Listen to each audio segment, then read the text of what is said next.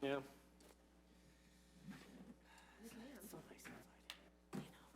The one day. We finally get senators.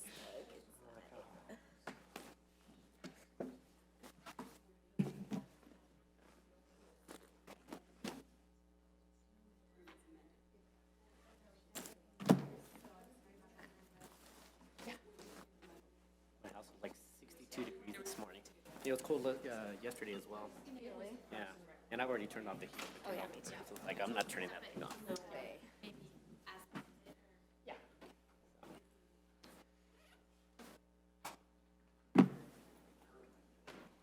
Oh, good, you're gonna do it? Ooh. Thank you.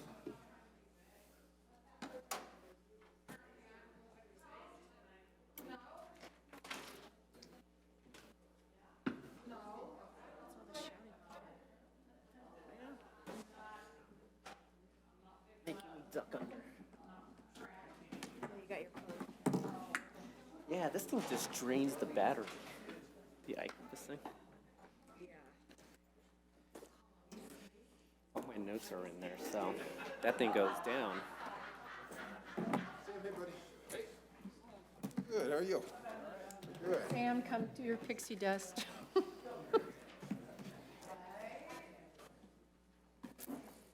It's coming, it's coming. Hey there, how are you? We're good, how are you? Pop that fold. Yeah, that's all you have to do. Yes. It's amazing. Oh, yeah. Yeah, Yes. it's really good. I'm excited to see that. Yeah. The shop's almost done. They're everywhere, they're everywhere. Hey, oh, we can apply. That's been closed. Oh, no way. Okay. They must It's hazardous. Very, very. God will thank you. Let's see if I can. Hopefully the camera doesn't pick that up. None of our community development guys are here.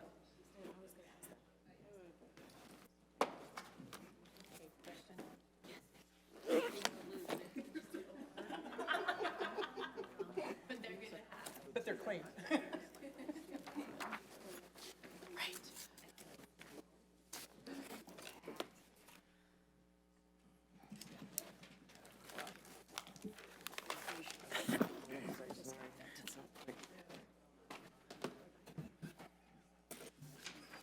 Don't make me laugh, babe. I already do it. Both sides. All right, I think we're ready to go. I'd like to call this regular city council meeting to order this June 24th, 2019. And we will please rise for the invocation and the Pledge of Allegiance. Thank you. Excuse me. Dear higher power, by your divine grace, shed your guiding light upon us and our public charge. Grant that the business we conduct and the decisions we reach be both pleasing to you and in the best interest of Englewood's future. Thank you so much for bringing us here together tonight. Amen. Pledge allegiance to the flag of the United States of America and to the republic for which it stands, one nation, under God, indivisible, with liberty and justice for all. Item 4, would the clerk please take the roll? Yes, ma'am. Good evening. Member Sierra, Present. Member Barentine, Present. Member Cuesta, Present. Member Martinez, President. Mayor Pro Tem Russell, Present. Member Wink, Present. Mayor Olson. Present. All 7 present. Thank you. Agenda item 5 is consideration of minutes of the previous session. The first set of minutes is 5A, minutes of the regular city council meeting of June 10th. June 10th, 2019. Could I get I actually have a mistake that I saw in this, but I will entertain a motion to approve. I move to approve the minutes of the regular city council meeting from Monday, June 10th, 2019. You have a second? Second, oh, wait, no. Yeah, go ahead. So the vote for the Parks and Rec deferral to tonight was voted for, I think it was misnamed Mayor Pro Tem and Laurette Barentine. Both of the council members voted against it. I think I'm noted as voting for it, or the other way around. So it's just, it was Mayor Pro Tem, right? Which one is it? It's the part, yeah, let's see. Let me look at it. It's 11B1 CB22. So against tabling it was Mayor Pro Tem Russell, I believe, and Councilmember Barentine, that's correct, but not me. So with that amendment, we We approve. can make that correction, yes. Okay, Did you want to vote as amended? yes. So we make that amendment, and so that would be a part of the agreement with voting yes to, with that amendment made. Okay, ready to, any further discussion? Please vote. All votes have been cast. Let the record show 7 ayes. Thank you. 5B is minutes of the special city council meeting of June 17th, 2019. Can I get a motion to approve? I move to approve the minutes of the special meeting of the city council on Monday, June 17th, 2019. Thank you. Could I have a second? I second. All right, any mistakes or anything to clarify in that one? If not, please vote to approve. All votes have been cast. Let the record show 7 ayes.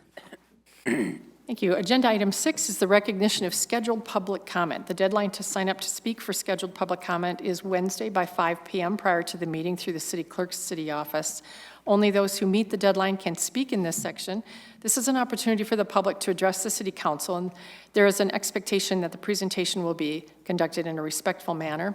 Council may ask questions for clarification, but there will not be any dialogue.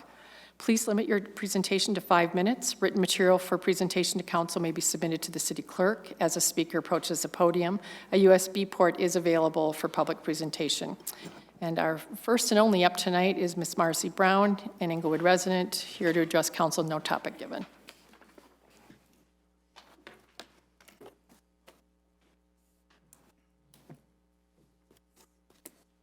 You want Marci Brown, District 1. And where you, district or that you live in the city. District 1. Am I okay great. now? Yep.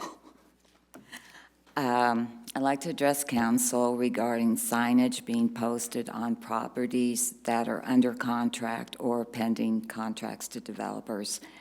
In my case, I was the only one on my street that knew a triplex was to be built next door to my house.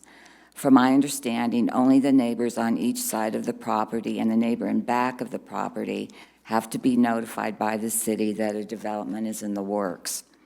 In my case, the property in question was a corner lot. I had to fill out a form from the city, as did the neighbor on the south side, which was across the street on the next block, and this man was a renter. The neighbor behind this house signed under the impression that a duplex was to be built. So I'm suggesting that it's only fair that all citizens are made aware that a development might be coming to their neighborhood. People need to be informed so they can decide for themselves if they want to take any kind of action, and please consider posting notices on these potential development properties. Moving on to another topic. I don't know how many council members live in R2B zoning. It seems that the majority of development is going on in District 1. And I know that my council person does not live in an R2B neighborhood. So members of council who are voting for more growth in the city, I would ask the question, how can you vote on this issue without experiencing what it's like to live next door to a building site? How can you allow development to continue to increase if you don't live in these areas and have no idea what your citizens have to endure due to your decision-making? So I would respectfully request that the council members who are pro-development take the time to sit in front of a construction site for 8 hours. And since the developers can work from 7 a.m. to 7 p.m. 7 days a week, you can take the time on a Saturday to visit a site. I'm sure you can find out from community development when the next house is scheduled to be scraped. I think it's important for you to see what goes on for yourselves up close and personal. You'll hear the noise that the backhoe makes, which is a constant beeping that can go on for days and can drive you crazy.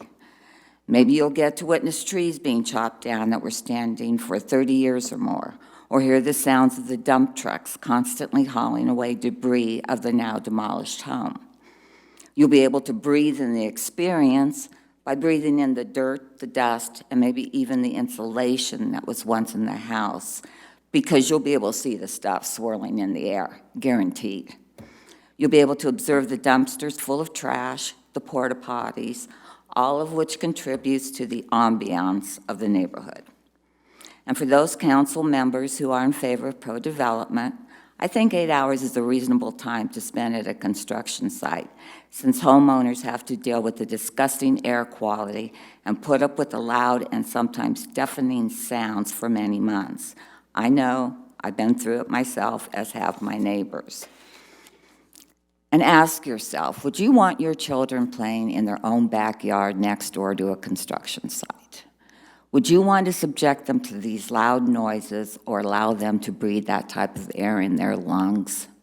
Or for that matter, what if it were your parents or relatives being affected by this non-stop building? And if you can honestly tell yourselves that you wouldn't mind living next door to an ongoing development which involves increased density, drainage issues, loss of privacy, sunlight, your way of life, then you vote as your conscience dictates. But you need to experience what your citizens are experiencing and the hardships these developments are having on your Englewood residents. And unless you've lived through something like this, you will never know what it feels like. It's an assault on all your senses. So please set aside 8 hours to go through what your citizens go through on a daily basis. I'm sure many people would be interested in listening to your feedback. So just imagine yourself living next to one of these developments. Put yourself in the position you have put others in. Thank you. Thank you. Any questions? Councilmember Cuesta. Thank you, Ms. Brown. I do appreciate you raising this, and you paint a compelling picture there. In terms of the notification, do you have a radius in mind of which you'd like to see the neighboring houses, be it blocks, be it a circular distance? What I personally would like is a sign out in front of the property, because I really believe that people need to be informed of what is coming. In my case, the for sale sign was down for many months on this particular house. So all my neighbors thought it was going to be sold to a family. They had no idea that the house was due to be scraped. So I would like it big enough so that the neighbors could see what is coming, so that they can be informed. That's all I'm asking. Thank you. Thank you, Mayor. Okay, thank you. Thank you for your comments. Next is agenda item 7, and the same things that I read earlier apply to this, and those who have signed up tonight to begin with are Ms. Cynthia Sirfas, here to speak about CB 22. Cynthia Sirfas, 3297 South Downing Street.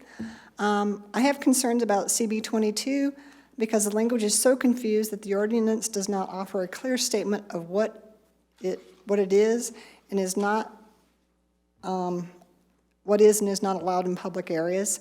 And this could lead to people being ticketed for infractions that are not clear under the ordinance. I reviewed my concerns with the Code Enforcement Advisory Committee, and they had not seen the proposed changes, which I find concerning because that's their job.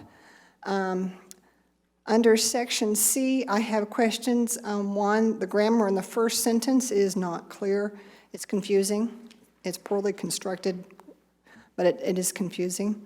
Another question on under Section C, Item 3, what does secure the lease to a responsible person include?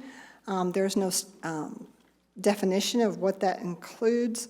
Under that same section, why is the phrase within a responsible person's hand listed separately? Is under a person's hand not considered secure?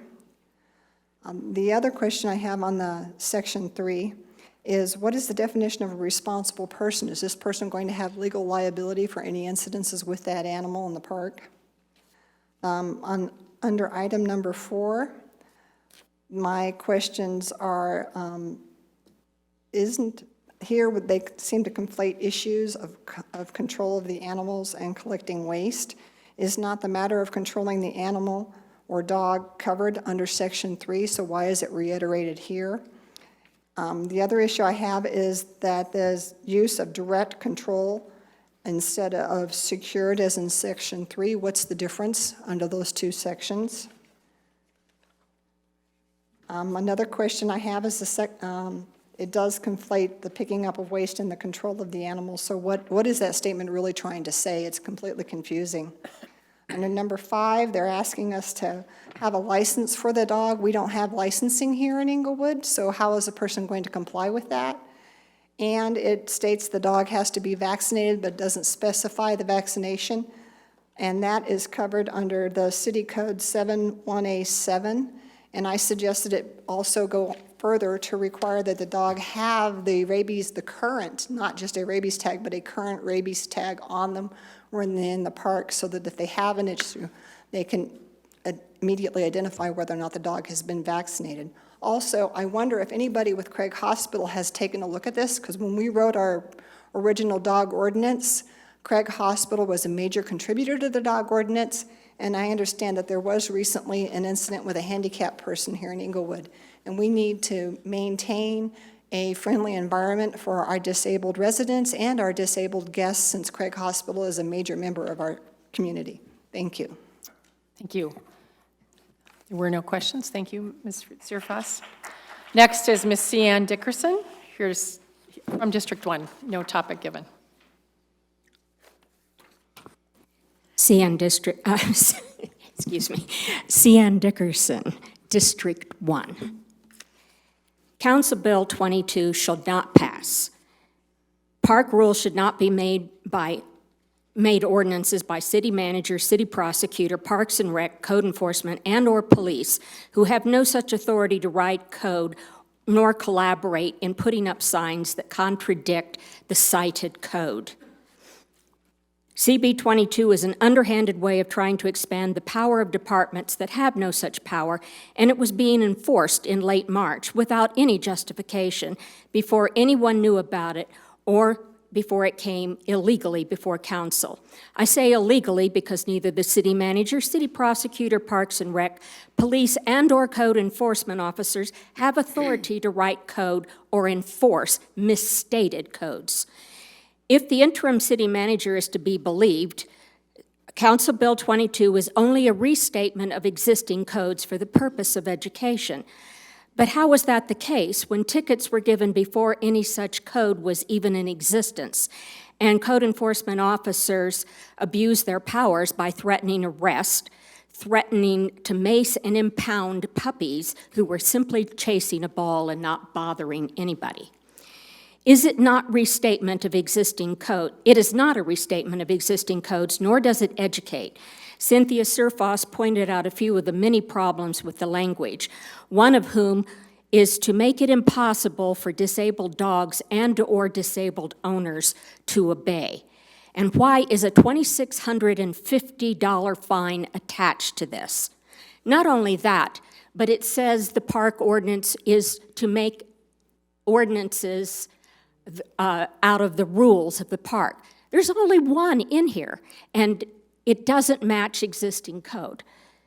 What happened to the other problems, the real problems, like alcohol and fights and homeless people, etc., and marijuana smoking? Nothing ever gets done about that. On April 15th, Council heard from several citizens about code enforcement issuing $250 tickets on codes that did not yet exist. You, Council Member Sierra, stated in response to the public comment that you and Mayor Olson would hold a neighborhood meeting to address the complaints of citizens regarding the questionable enforcement actions of code enforcement. No such meeting was ever held. Why, Council Member Sierra? Why?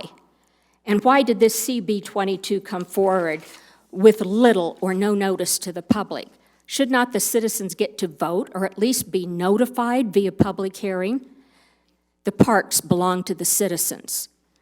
The citizens who spoke on April 15th have since been targeted, ticketed, terrified and harassed. Do not pass this bill and remove the signs that misstate quote. Thank you. Seeing no questions, appreciate your coming forward. Next up tonight is Ms. Vicki Hoffman, here to speak about flood.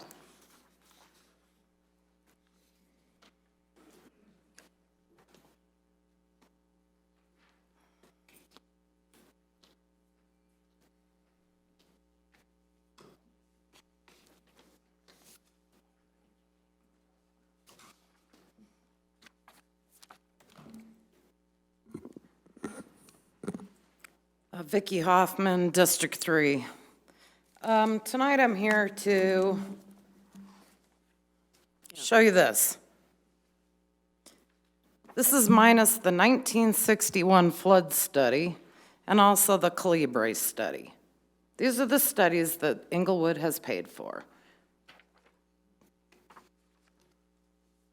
See this?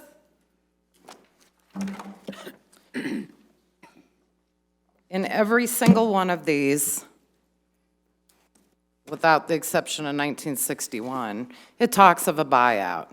Every single one. When are you going to stop putting the citizens at risk? When are you going to have a town hall for the flood citizens? Still hasn't happened. And guess what? It's been 11 months today. And guess what else I found? I have a city council member that lives a block away that's never been to our house or any other flood area in that vicinity. Come on, people. Where is the humanity? Do people not matter to you? Because that's where I'm at. Let's talk about this letter I gave you. This was on the Calibre website. Guess what? There's no date. Guess what? Nobody ever got it. And guess what? There's no flood-proofing mechanisms listed. And guess what? I'm supposed to talk to the city engineer at Englewood regarding flood-proofing. And guess what? This is so old, it's dated about the flood meeting on February 21st. Another contradiction. Another screw up, another quit whipping on these flood people. You talk about you have no money. Well, this weekend I sat here and read my centennial brochure that I would be more than happy to share with all of you. Centennial is a debt-free city that does not have a public works utility. Why don't you think about that? Centennial also contracts with the Arapahoe County Sheriff. When I looked at the budget, guess what? The majority of the budget goes to paying towards personnel costs for utilities. 11 months ago today, and we are still here. Let's keep spending money and not fixing anything. Thank you. Thank you. Next up is Ms. Linda Gornbein, I believe, here to speak about maybe Friday incident.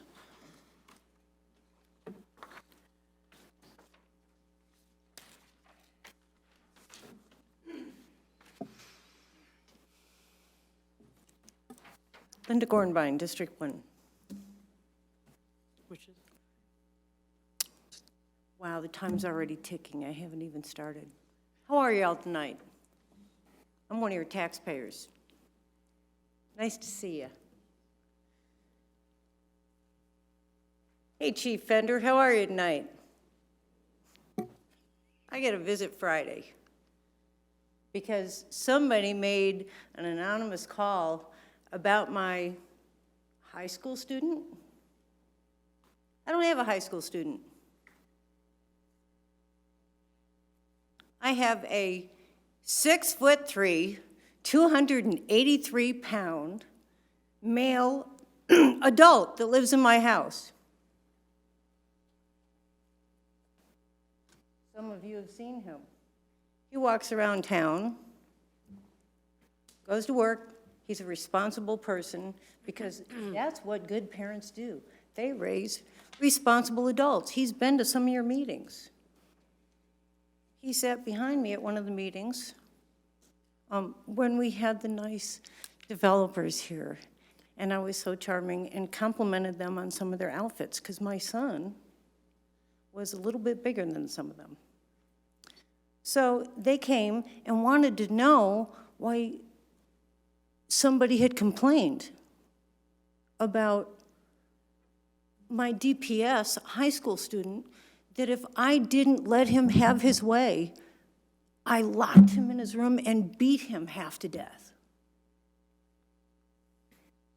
My son's 23 years old. I am 117 pounds. I'm not going to force my 283-pound son to do anything because, need be, he picks me up and places me where he wants me. And it's not what we do in my culture. Chief Fender, your officers, Officer Watts was so wonderful. I was polite, I was charming as I always am, much nicer than I was to our developers. I felt so bad for them. They were so embarrassed. I never even got that lady's name. This should not have happened. One, they should have done a little bit of investigation to find out if there was even a high schooler in the house. Not somebody who had graduated 5 years before. When my son got home, he was a little bit, I will admit, he was a tidy bit rude to the police officers, but it was nice. It was the first time I'd even heard him be a little bit rude to officers. Too bad. Yeah. But he did say, Wrap it up in 10 seconds. I was so proud of my son. He said, how dare you even say anything rude to my mother? That's the first time he's ever said. He said, my mother is an angel on this earth. And that's the first time I've heard him say this. But these officers should never have been put in that position. Thank you. Seeing no questions, I appreciate you coming forward. That ends our unscheduled public comment, and tonight, Councilmember Wink will be doing the council response to those who came forward. I've said this before, and I'll say it again. Public comment is my absolute favorite part of my city council meetings. I love hearing from our citizens. Your voices matter. Your thoughts have been heard and documented, and I thank you for coming and being a part of our government. I do want to say specifically to Ms. Brown, are you still here? Yes. There are 3 at-large members, and I actually live exactly where you're describing, and I've experienced exactly what you've spoken about tonight. And so the development in our city is an ongoing and important conversation, and it has not ended. And I thank you for coming forward and raising the issues of what your day-to-day feels like. So you have at least one person who is in D1, and I know what you're talking about. And sometimes I get no sleep. But thank you very much. It's just important to hear from all you citizens. Thanks all. We'll carry on with our meeting now, with the rest of our meeting. Okay. Thank you. Next on our agenda item is agenda item 8 with communications, proclamations, and appointments. Tonight we have the approval of board and commission appointments. Council needs to approve by motion the appointment of the members that we have begun to place into the slots that we had, and we need to finish that tonight. Here to help with us is our interim city manager, Hargrove. Thank you. Krista Gravy was not able to join us tonight, so she asked that I present this information and help answer questions as appropriate. I would point out that, this is for the appointments and reappointments for vacant positions starting July 1, which is why it's coming before you tonight as a motion. What Ms. Gravy worked on to make this clear, is based on your interviews and the recommendations for reappointments. The names are listed as discussed in your interview process on June 12th. There's still many vacant slots and people interested, and so it's up to council tonight to fill in the blanks. So I will simply take notes. It's really your discussion. Thank you. Mayor Pro Tem has. I really have a point of order because I do believe that in the course of doing this, the process got changed. And it was never brought to City Council about changing the process. Always in the past, the people that came forward for reappointments were discussed, and those positions were filled, and we didn't have all these blank spots. That discussion should have taken place before the interviews ever happened, but the City Council was not informed until we were done interviewing and we're starting to place people in seats. So I have an issue with doing it that way instead of bringing it to council for us to decide. So I believe that we need to decide on that issue before we move forward to appoint anyone else. Councilmember Barentine. I would have to agree with some of the issues that the Mayor Pro Tem has brought up. Whether our process and how we traditionally do it is in writing or not, we have a process that we normally do, and that's to appoint the alternates that are going up and to reappoint people who are already currently serving on a board before we go ahead and open up other positions. And it appears from the way that this has been written up, which I don't agree was necessarily accurate from the conversation, that it was meant to affect one board that, in particular, that has become somewhat of a concern for council. If the majority of council is more concerned about ever having anybody disagree with them, that they should be punished or pointed out and have a process done differently for them is of concern. That's why we've done that. The only people that were not moved up were for that particular board, and the only other difference that was done in this process was in order to go ahead and free up somebody else to move them out of another position that we have not done before. So I am kind of concerned that this wasn't brought to council ahead of time, that it was just done from what I believe the mayor said was her concern about being criticized, which really hasn't stopped us from doing a process in the past. And I'd like to have that addressed. I'll go ahead and address some of that. I was not necessarily being me criticized, but the process being criticized that we needed to be in here to make these decisions, not in a study session. And so that's what we're doing tonight. And that was what was requested. As a matter of fact, we have done this in study session before and gotten in here and people changed their minds, which I guess is open to that. So this makes it a little bit more seamless.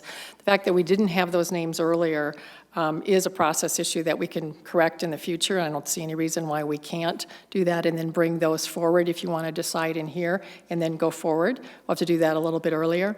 I also want to point out that we had people even that we didn't know had resigned. Chairs had not forwarded those emails to us, and so we didn't know we had an extra spot. We also had someone who actually pulled out in between, so it's a good time to move forward with the ones we know we have and figure out where they best fit.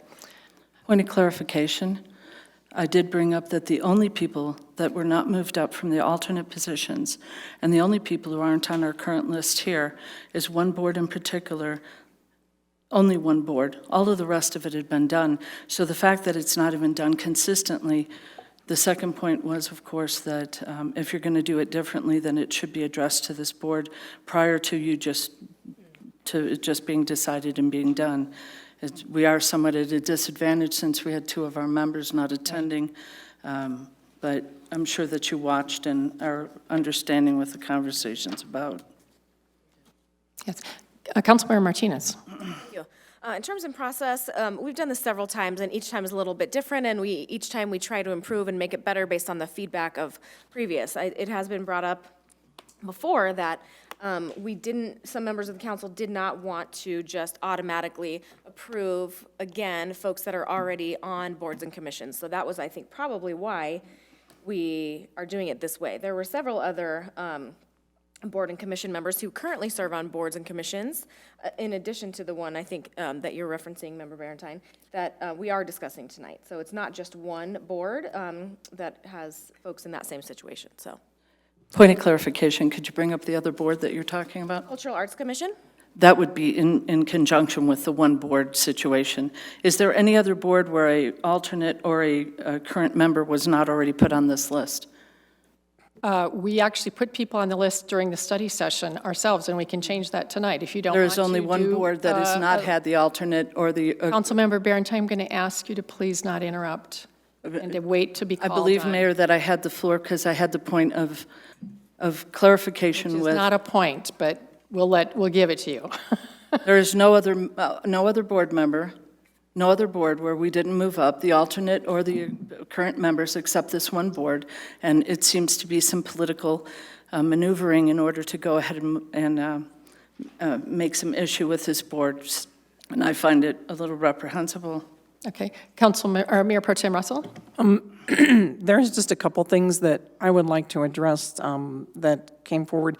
I know that I brought forward on Thursday, I actually sent an email to Krista Gravy because I became aware at the Code Enforcement Advisory Committee meeting that another person had resigned, and that resignation occurred during the meeting. The chair was sent the resignation via email, and I did not realize that it had not been. Normally, we as city council are notified of resignations, and we had not got that, so that's why I called Krista, because I knew there was one more opening. And normally, it is not the chair's responsibility, I do not believe, to notify staff. It is generally the staff liaison to the board. That is why staff liaisons sit on those boards. So it was just an oversight, and oversights do happen. In addressing, we actually ask board and commission members, if they want to be reappointed, to apply 2 months early. It seems like people pick and choose which things they want to discuss. In the past, we discussed having everyone reapply, and then everybody gets appointed at the same time. But us not making these decisions beforehand is not fair to our constituents and to the public, because we have had a process where people apply 2 months in advance, and then they're really not given anymore. If we want to make it equal, then I feel like everybody, even current board members, need to reapply and come and interview. So we've picked and chosen, and it really wasn't done under discussion of council. So that is my issue. All right, council, we need to move forward to make decisions on this and then come up with the process that we're going to use the next time around. I do think that it's important for us to come up, as the city attorney told us the last time, a very clear process for resignation. We haven't had that. Who reports? I didn't realize the staff liaison might have been on the email that you got. It's an oversight, and it was unfortunate. Not blaming anybody, it's just that we had more to happen. We also had someone who's out on maternity leave, so good for her. So we need to continue to work through this. I can just start with this. After thinking about our conversation the last time, I don't think it's good process to have someone resign and go into another one without having done that. Well, not having actually resigned, just signing up for another one. I think that was misinformation that needs to be clear on the website about whether you're serving on a board, whether you can go on to another one or not, and if you're unhappy with the board you're on, what that process would be. So I would suggest that at this point we would include, or actually exclude Ms. Brenda Hubka in one of these and consider her for, if she resigns, that she reapply in 6 months when there are many other things that are opening up at that point. That would resolve that conflict there, I would think. That would be a place to start. What do others think on that one? willing to do that for now and move these around? Mayor Pro Tem? Actually, I appreciate that because we did discuss that that evening, and I think that we should make that, I think we should formalize that discussion, so I think everyone should weigh in on that. Yep. Thank you. Member Berentine? While it's not a written policy, I was going back through some information and saw some notations from people who left their boards as a result of that policy and would like to at least stay consistent until we can get it more documented. Others? Member Cuesta? But I'm not married to one approach over the other, and I think there's been merit in several things stated. But to me, where I have trouble with is saying that it's not written, but it's policy. And that's where I think there's a fundamental problem. We can't say there was this conversation last time, and so that's the policy. We're going to have an election in November, and there's going to be 4 new members up here. And we can't say, oh, well, we had this conversation last time. People need to know here are the ground rules, and here's how we're going to go about this. So whatever we land on tonight, I'm going to be pretty agreeable on this. But I think we really just need to get this on paper. So not only we understand, but for instance, this constituent we're talking about, she would know how she properly resigns and transitions to a different board. I think it's be much better for council and, of course, the citizens who deserve to understand how the process works. Thank you. Thank you. So I'm going to have only those that haven't spoken yet about what I just put forward. You can, if you have another thing next, but are you okay with putting Ms. Hubka aside for now? We can always come back and I see Councilmember Sierra, I think, was I was going to first. say, did you see my light? Yeah. No, I would agree with that, at least for tonight. That would also apply to Ms. Anselman. She's currently on the KEB, so for the... Oh, that's right. Sorry about that. Okay, so I had a discussion, and there just seemed to be a conflict in terms of her being able to be on one board or the other, so KEB made the most sense in terms of her scheduling. Okay, so, but you're fine with leaving Right. Brenda off? Okay. Exactly. Thank you. Councilmember Wink? Yeah, I think it's logical to sort of hold Ms. Hubka for now, and let's go through the conversation, yeah. And Councilmember Martinez? I would concur with that, and I wholeheartedly believe we need to firm up our policy and add that language into our board and commission's handbook and make sure all of our board citizen volunteers know the appropriate steps and what's expected of them in terms of, coming on and leaving. So I'm all for solidifying that policy. Okay, great. All right, so that aside, that opens up some things with the person who we were looking at moving around, I think, with her.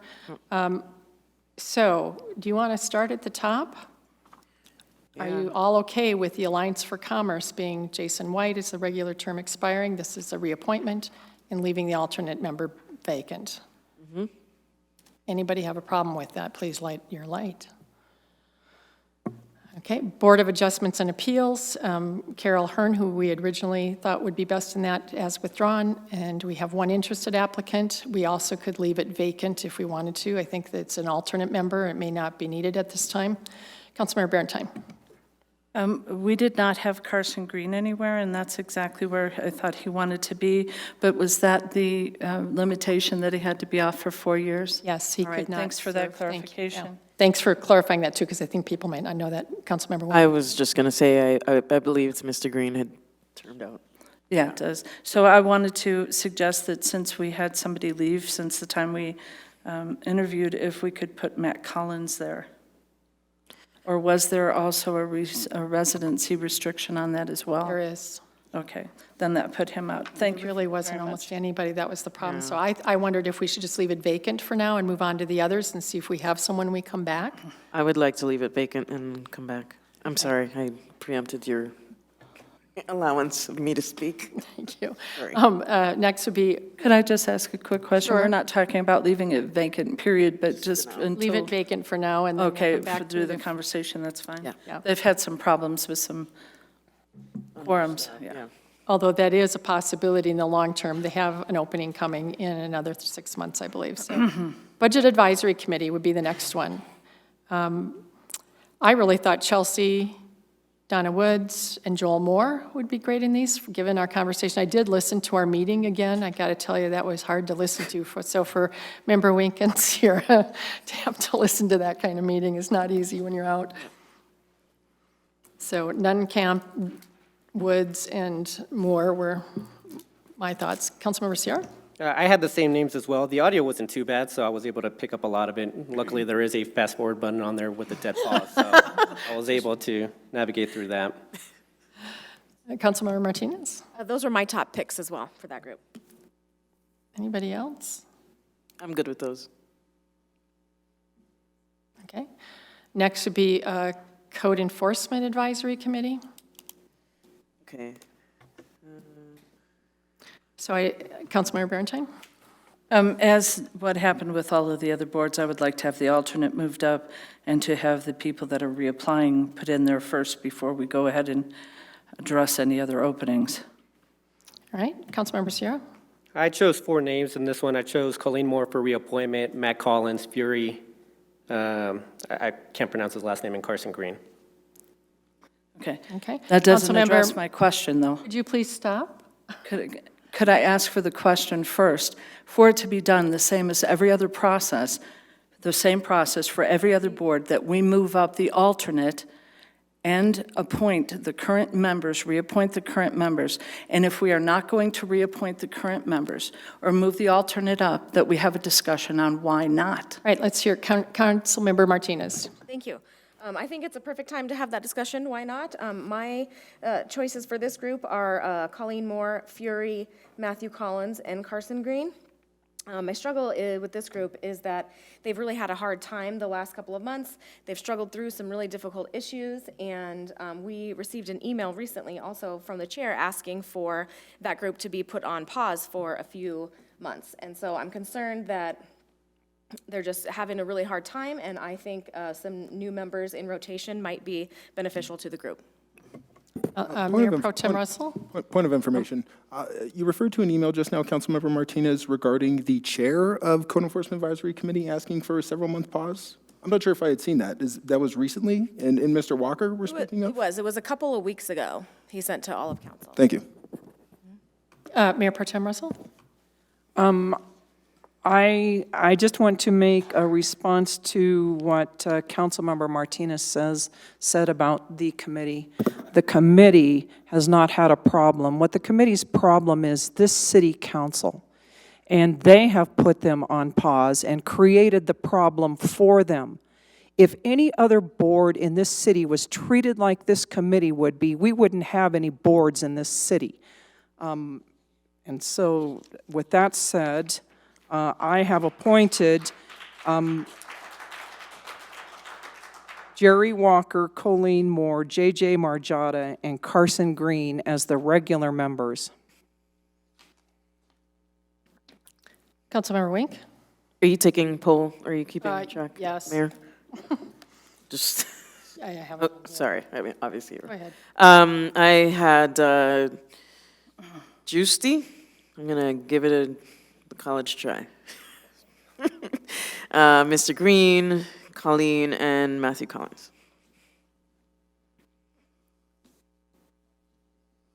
Thank you. I also had Ms. Moore, Mr. Collins, Mr. Gusti, and Mr. Green, and with leaving, an opening for the alternate member.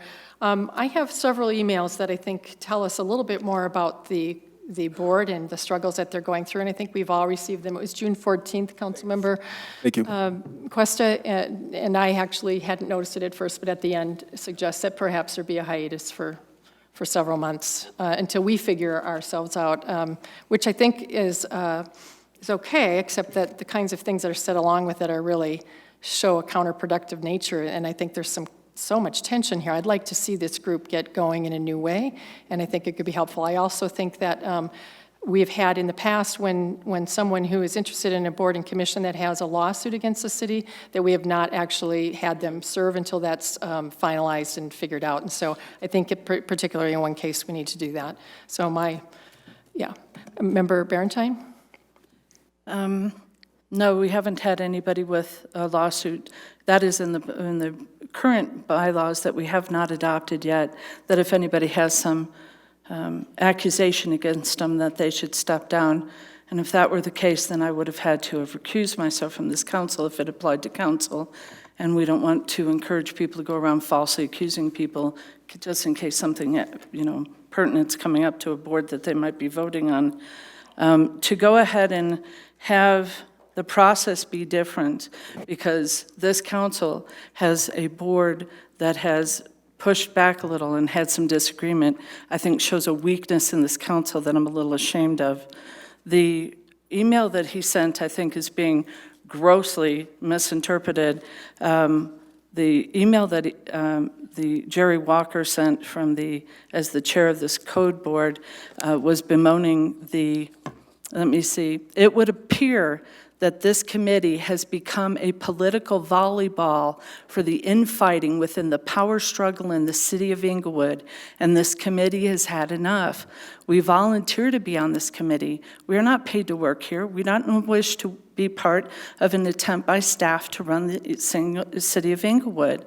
The first year I was on this committee, we just talked about things and never really accomplished anything. But as soon as we began going out in the community and watching what was going on with code enforcement, as soon as we required code enforcement to enforce code, as soon as we attempted to suggest changes in the unenforceable code, that we had endured the wrath of the city attorney, the city manager, the police department, and a member of the city council who does not understand the Colorado Revised Statutes. I'll not read the whole thing. He doesn't ask for the board to go on to hiatus. He is frustrated because we put that board on hiatus when they started to do their job, and there was some pushback and some criticism. I know there's some council members here that are friends with some of the people on code. I get that we all want to be very supportive of our staff, but we also ask this board to do a job to go ahead and represent the community, and they started to do their job. It's an advisory committee, and for it to be, I totally agree with them, they've become some kind of political volleyball, enough so that we redid a system process, whether written or not, to go ahead and not have a substantive conversation about whether we should have people move up as they normally do, reappoint people who have done a really good job on this board, and this board stuck together through us putting them on hiatus. How embarrassing to try to humiliate them for just doing their job, and merely because they disagree with us. So your depiction of his email is fairly biased to exactly what you were trying to do. And that's the emails that received, a majority of this council received some of the emails that the rest of the council did not, I did not, from people telling you to specifically take those two people off that we didn't share. So it seems that there's a majority of this council that's had some conversations about doing this, considering the way that this is going and the emails that we got. This came from a core request that Donna Jones put out. I was flabbergasted that this kind of emailing amongst a majority of council is going on without everybody being notified. So I would prefer that we put on our big girl and boy pants and do our job and listen to people even when they disagree with us, and try to work with this board. You have the liaison to that board has said that they're doing an excellent job, and we all agreed to the snow and ice stuff that they brought forward and the hard work that they've done. So I don't know why this has become such a political thing, except for maybe a personal vendettas. Councilmember Cuesta. Councilmember Cuesta. Thank you. Well, he did ask to go on hiatus in the email. Do I think he was being sarcastic? Yes, but I mean, the plain language is that he has to go on hiatus. Again, though, I think he's being sarcastic. I have the floor. I have the floor. Put it in the context. City Attorney Brown, do you have any concerns with somebody that has a pending lawsuit against the city serving on one of these boards? Since I've been here, I have not been made aware of any set of written rules or regulations. So the information that I have is when something happens, when the council decides at any time, I can repeat back what I've heard at different times. The only real rule that I have actually heard is about a year ago, I think it was, there was an individual who applied to be on a board or commission, and he was informed that because of the conflict of interest arising from being in litigation with the city, he was not yet being considered for a position. That's information that I just heard repeated from the council, but again, nothing has been written down. Thank you. Thank you, Mayor. So Councilmember Questa, do you have a list of people you'd like to put in there? Yeah, I mean, it sounds like we've got 4 going one way as it is. I don't mind the status quo here, but again, it sounds like we've got 4 going the other direction. Thank you. All right. So then it's Ms. Moore, Mr. Collins, Mr. Questi, and Mr. Green.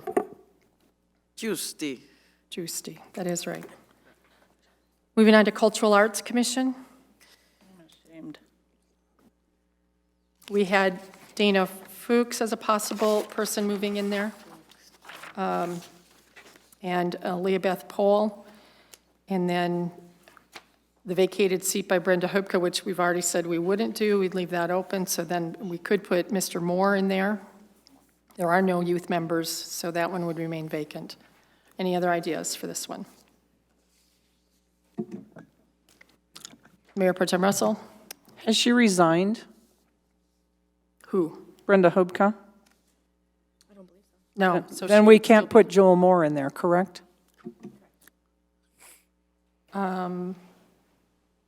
Oh, you're right. So there's only 2 in that one, right? Yeah, right. And Joel Moore is already, I don't know, I don't have him somewhere else. So. Budget advisory. Oh, budget advisory. Sorry, I didn't write that down on my paper. Yeah, so he would not be there. We would just take them off of that. I'm sorry. You're right. I think Member Sierra had? Oh, no, that was the same comment I was Okay. going to make. Member Wink. I'm in alignment with that. With Dana and Leah Beth. Yep. Okay. Member Barentine? Are you sure? I thought that Brenda Hubka was leaving that board. She was so disappointed with what was going on with that board and felt so underutilized in what they were doing that I kind of thought, I got the impression that she did wish to at least resign from that board. So I'm not sure if there's an opening or not. Can we at least communicate with her? She was pretty. Thank you. I know Debbie has kept careful track of. I certainly wouldn't want to leave somebody on a board where they feel that unsatisfied with what's going on. Okay, thank you so much. Member Martinez? I was going to say I like Dana Folks and Leah Beth Pohl for this, and it's my understanding that Brenda has not resigned formally. So she's currently still a member of that board. I think I'm back on track with my electronic version, which is more correct. All right, so it would be Ms. Folks, Ms. Pohl, Mr. Folks, sorry, Dana. I'm sorry. It's okay. 2 Danas in my. Let's see. The next one would be Keep Englewood Beautiful Commission. What do people suggest there? Member Martinez? Have you already decided? My top picks for this group are Hetty Enselman and Margot Flynn. All right. Any others? Councilmember Sierra? I agree with those names as well. And then one will be vacant. That's right. We talked about one being vacant because you thought it could handle it at this point. Councilmember Wink? Yeah, I'm in alignment with that as well. With Hetty, Anselman, Margot Flynn, and a vacancy. Okay. Member Questa, Barentine, or Russell? Here's you've got your 4. Member Questa? Hetty and Margot were good. Thank you. Pardon? Hetty and, excuse me, Ms. Anselman and Ms. Flynn are good. Okay. Anybody else? All right, I think that would be it. Public Library Board, we also had that vacant. It does not have to stay that way if you'd like to put someone else in there. And then Parks and Rec youth members, we didn't have anybody. Planning and Zoning Commission, I think we originally had Kate Fuller and Carl Adams as the alternate. Yep. So that's still, Councilmember Martinez? Yeah, this was a hard one because we had so many folks who want to be on this board, but I had Kate Fuller as the regular and Carl Adams as the alternate. Okay. Any others? None? So we're okay with that? And then the last one is Transportation Advisory Committee, and that was Breanne Plasters as the alternate.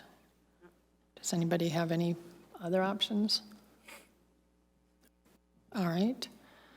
So do you want to read back the slate to us? And then we have to have a motion to approve the slate, and then it am I correct that it comes before us next week as resolutions for each? Is that correct? Yes. I mean, they have to have they have to be resolutions, right? Yeah, so that's, yeah, okay. I have from your discussion, the Alliance for Commerce, one regular term is Jason White. The alternate will be left vacant. There will be no appointment to the Board of Adjustment and Appeals. That's right. We didn't come back to that. Right. We didn't come back, I'm sorry. No, We that's didn't come fine. back to that. So Board of Adjustments and Appeals. Do we see anybody else that you'd like to For the in alternate. there? I am concerned if they do have trouble with a quorum. Have they, Councilmember Sierra?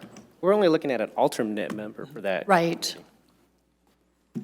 We'd have to do it in try and fill it in 6 months. Councilmember Wink?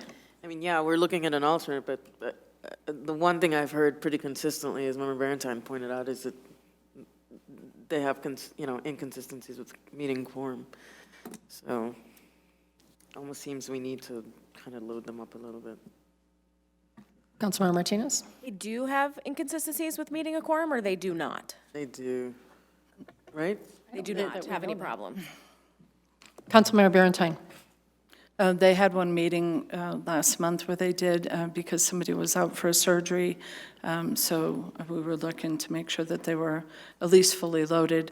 That person is since recovered and is doing the bike ride, so apparently, the MS bike ride, so apparently their health is better and they should be fine, but we always want to make sure that the boards are up. The problem is that the couple of people that we wanted, neither of them had the year residency, and the other person, of course, has more time before they can go back on their board. So that took 3 people out of the running right there. So the mayor may be right, we may just need to leave it open at this point. 6 months is not forever. Councilmember Martinez? I'm comfortable leaving the alternate member vacant for now. All right. Thank you. We can move ahead. Budget advisory. Budget Advisory, we have Chelsea Nunenkamp, Donna Woods, and Joel Moore for regular positions. Correct. Okay. Code Enforcement Advisory Committee, we have, oh dear. I wrote it down. Colleen Moore, thank you, that's how I got it. Matt Collins, Mr. Giusti, and Carson Green. Correct. And no alternate assigned. Correct. Cultural Arts, Dana Folks, and Leah Beth Pohl, and Brenda Hubkett not resigning, so that's not a vacancy. The youth member will be vacant. Keep Englewood Beautiful, you have 2 appointments, one for Hetty Anselman and one for Margot Flynn. The 3rd member will be vacant. There's no appointment to the Public Library Board, regular member or the youth member. The same with Parks and Rec Commission. I'm not taking this personally, it's okay. Planning and Zoning Commission, 1 regular member is Kate Fuller and 1 alternate member of Carl Adams. And the Transportation Advisory Committee, 1 alternate member, Breanne Plasters. Is that correct? Correct. Could I have a motion to approve the slate as listed? I move to approve 8A, approval of board and commission appointments as listed. Could I have a second? I second. Councilmember Barentine? I think we have an amazing slate of volunteers, and I think that they've, greatly appreciate everybody that comes out and does that, including the people that we've, it was embarrassing the way that this has happened tonight, and it's embarrassing the process that we had that looks like it was done behind closed doors with other influence going on, especially since we didn't even have 2 members there for the interviews. So I'll be voting no, but it's a protest to this process, and we need to get this straight. We need to make a concerted effort to understand that we desperately need people who do not agree with this council to be on boards and commissions so that we get the full robust conversations and a little less of speaking in the mirror all the time. Preaching to the choirs and getting us to anywhere, and we have very serious issues, especially with code enforcement, huge complaints going on and still going on because this council turns its back on doing its job. So my vote is not against the people that are being appointed tonight, but it's as I've stated. Councilmember Cuesta. Thank you, Mayor. I had a different perspective on how I would have lined up the code enforcement commission staff or citizen volunteers, but I am going to be supporting it. These things don't always go your way up here. I would look to Councilmember Sierra, who had a different choice for city manager last week and still went in unison with the group. And so, the cookie doesn't always crumble my way, but I'll still be in support, and I appreciate all the folks that are volunteering here. Thank you. Mayor Pro Tem Russell. And I would like to say thank you to everyone that puts their name out there and volunteers, and I greatly appreciate the volunteers in this city because we do need your input. And I have been very frustrated with this process. I've been very frustrated with choices that this council have made, and I do not want to do anything that would discourage any citizen from applying for boards and commissions. And for the most part, I believe these placements are good, but the process of getting here was not, and it got changed at the last minute, so I will not be supporting this either. Councilmember Martinez. Thank you. I also want to thank all of our boards and commissions and all the folks that have applied in many sessions. We have too many spots, or not enough spots, and a lot of citizens apply, and we always can't put somebody somewhere. So thanks to those citizens who also keep coming back and applying time after time, we are going to find, good place for you to volunteer. So thanks for the dedication and commitment to that, and thanks for our citizen volunteers who really do give a lot to the boards and commissions they are a part of. It makes our city better, so thank you.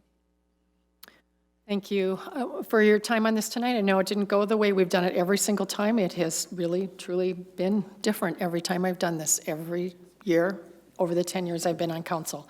I do think that sometimes people, Councilmember Berentine, we may just disagree, and this might just be a meeting of minds that disagree with something, and it turns out that we see things differently. I want to see I want to see boards and commissions that have people on who also do disagree and have varying points of view.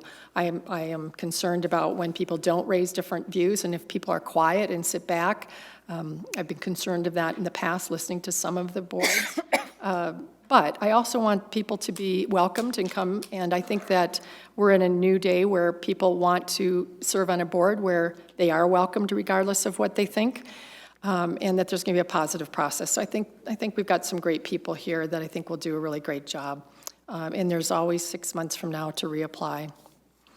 So seeing no more discussion, please vote. Yes is a vote for the slate as listed. No is a vote against it. All votes have been cast. Let the record show 5 ayes and 2 nays, the 2 nays being Mayor Pro Tem Russell and Councilmember Berentine. Thank you, and if I may, we will bring back some options about process well before the next appointment period so that council has an opportunity to decide exactly what they want to do. Thank you. Thank you. We'll schedule that. Thank you very much. The next item is agenda item 9, which is consent agenda items. Could I have a motion to approve 9B1, 2, and 3? I move to approve 9B1, 2, and 3. Could I have a second? I second. I think Member Wink got it. Any discussion? All right, please vote.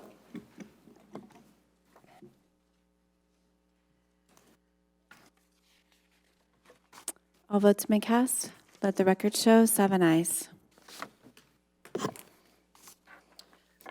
Next up is agenda item 11B1. This is CB 22 Park Rules and Regulations. Staff recommends that council approve by ordinance the park rules and regulation, and our acting Parks, Recreation, and Library Director, Dave Lee, is here. This is on second reading. He's here to answer questions. Are there any questions from council? Evening, council. Go ahead. Do you have any comments you wanted to make? I'm usually on Not at second this time. reading. Thank you. Thank you. Questions for for Mr. Lee? Wow. Going to put you on council. Councilmember Berentine. You were in the audience when you heard some of the concerns that Cynthia Serafrost brought up. Are there any that you would like to address? Do you have any specific that you wanted to address? I don't recall all of them. That's okay. There's a licensing requirement in here. We don't have licensing. That was one of them. Yes, I do recall that one. I'm not sure if that's... I suppose we should start with the process of this. The process was not done in the normal process. Usually this would come to council. We would go ahead and have a study session, understand, maybe put it to code. We don't usually do this kind of process through this vehicle. So it gave the impression that there were two things, like the parks, maybe a camping ban, and then some overreaching dog issues that seem to have just hit code enforcement and were very public here, where people were coming to complain, which makes it seem kind of knee-jerk. So I understand some of the concerns that have come forward. So if you'd like to start by addressing the process of it and why we didn't go through a normal process, that'd be great. I can't comment on process because I really couldn't tell you what the correct process would be. But I think the intent here was to further clarify some of the rules and regulations that we do have in place. I understand, and you've said clarify several times, but people have rightfully pointed out that there's not clarifications. There's huge additions there that weren't in there before, that aren't backed up. We don't have a licensing piece. She brought up numerous issues that would make it seem that we might need to go back and take a look at some of these and discuss them. They're not clarifications, they're new. So originally just to say we're clarifying that it's what the parks are, the golf course and all of that, it's a lot more than that, and it's a lot more overreaching, which is the concern I had from the first. So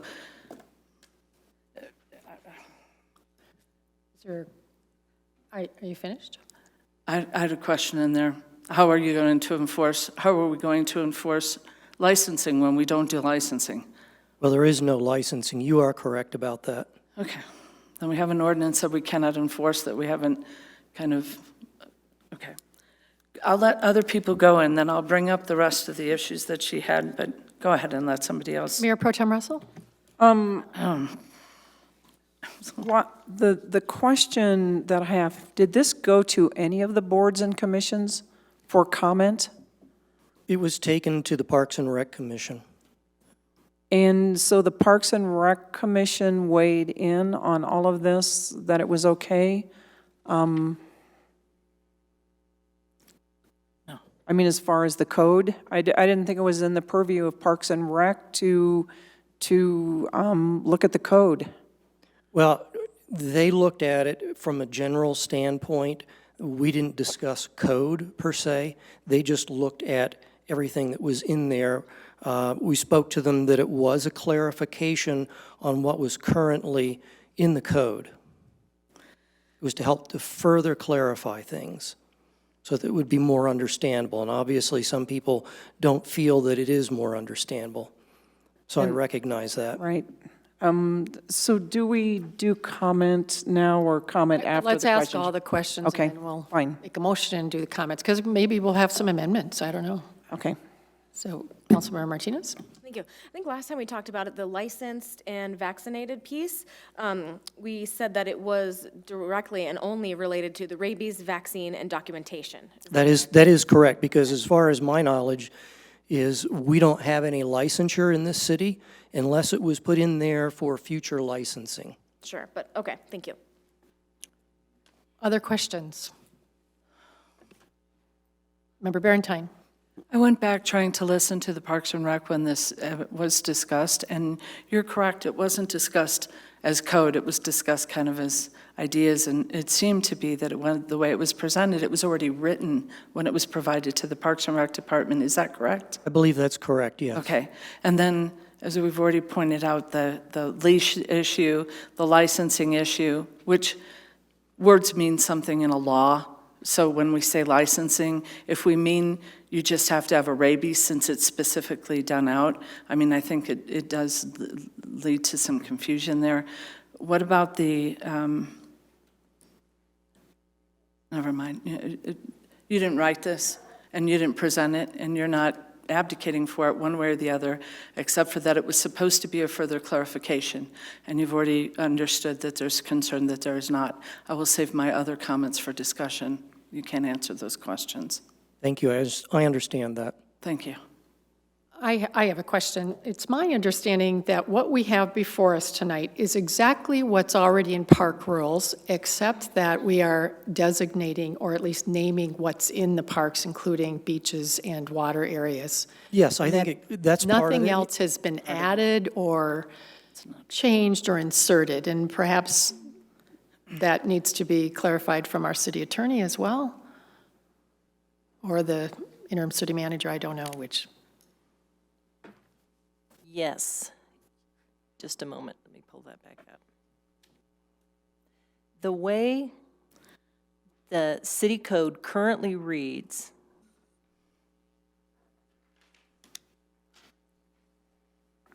and I keep moving it off. The way that the city code currently reads is that the city manager or the city manager's designee develops all rules and regulations of the park. The city manager, the city manager's designee post those on signs within the park. So when staff sat down at the direction of council to look at some of the issues that individuals had been bringing forth to council in concern about citations that were being issued, because they didn't understand what the code already does, that the request from staff was, what are the top 6 or 7 issues that are happening in the park that for which citations are already being issued? And can we give that authority back to city council so that city council is aware that these are the rules that are already in place within the park, so that when someone comes and makes a complaint or concern, city council is already aware of what those issues are. So the request was, how do we cede some of this authority back to city council? And that's what's been done.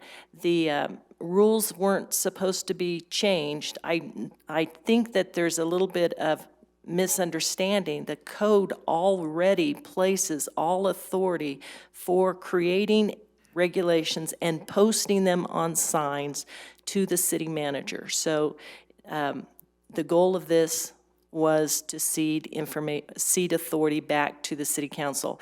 The new city manager may very well want to sit down with city council in the future and talk about bringing all of that authority back to city council. So that's a discussion for another day.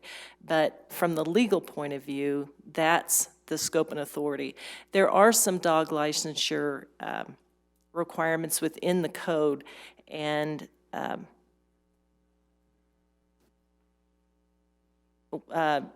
under Chapter 28, 528.1, if you have a guard dog or any type of dog, you have to have it licensed within the city. So there are some licensure provisions that are kind of unusual. So if licensure applies to your animal, then you need to have it licensed. If it doesn't apply to your animal, then you don't need to have it licensed. This doesn't create mandatory licensing across all animals. This is just saying you need to conform to the licensing and vaccination requirements established by the city. So that's the best legal input. As far as policy or process, I must defer to our interim city manager. Do you want to speak to that at all, or should we move on? I don't think I could top the legal argument, but the idea is to make it absolutely clear that we can post signs, should post signs for application of the code, and that that's legally acceptable. And it clarifies all the areas that all of our park rules apply to. You're absolutely right, Mayor. It's not creating new code. Parks and Rec is not in the business of making new code, but of making sure that the parks are well managed. That's all it's doing for us. It's an amendment to the current code, correct? Exactly, which is why it's, that's its title. Thank you. Member Bernstein. The impression from a person who wrote this, gave this to us, highlighted this, was the 2 years that she was on code and worked on this. She worked on the issues for dogs and leash, and they had a very involved process that they did. And so I'm going to defer to some of the feeling that she's got, at least, and I think it's more than a feeling, because she's a pretty intelligent woman who spent a lot of time working with these codes on that Councilmember board. Berentine, we're still on questions. Are you asking a question? I am. Would you like to wait till discussion? I'd just like to wait until you interrupt me, sorry. So I would beg to differ that I believe that there are some other issues that are being changed here. The city attorney, as you deferred to asking, was that the only thing that was being changed, that there was an attempt here to try and go ahead and move this process-wise, so maybe a clarification, that to put it back in the hands of the city council, and yet if it's back in the hands of the city council, why didn't it come back to the city council? And so my concern for the process is still my concern for the process. I do believe that there were several issues that were brought up that were changed here, and so I would disagree with the Member Berentine, characterization. you have a question. I have a clarification for what the city attorney just said, that you just asked for and that they just gave, that this isn't putting it back in the hands of the council. So maybe they'd want to clarify it further, since you asked for that clarification during question time, and I'm asking if that's really the case or not, because that's not the way that I'm reading it. You're asking the city attorney and Like the city you did. manager if what they just said is actually what they meant to say. Given the information that somebody who worked on this for 2 years did, yes, whether that's exactly what they meant. Do you have any other further comments? So I'll clarify my question for the city attorney then. You said that this has been done because council had people come and complain to them about inappropriate things, in their opinion, happening at the parks, and that ordinances were being ticketed that really didn't exist, and that as a result, you brought this forward. That this got brought forward as a result of those tickets. That's what you said.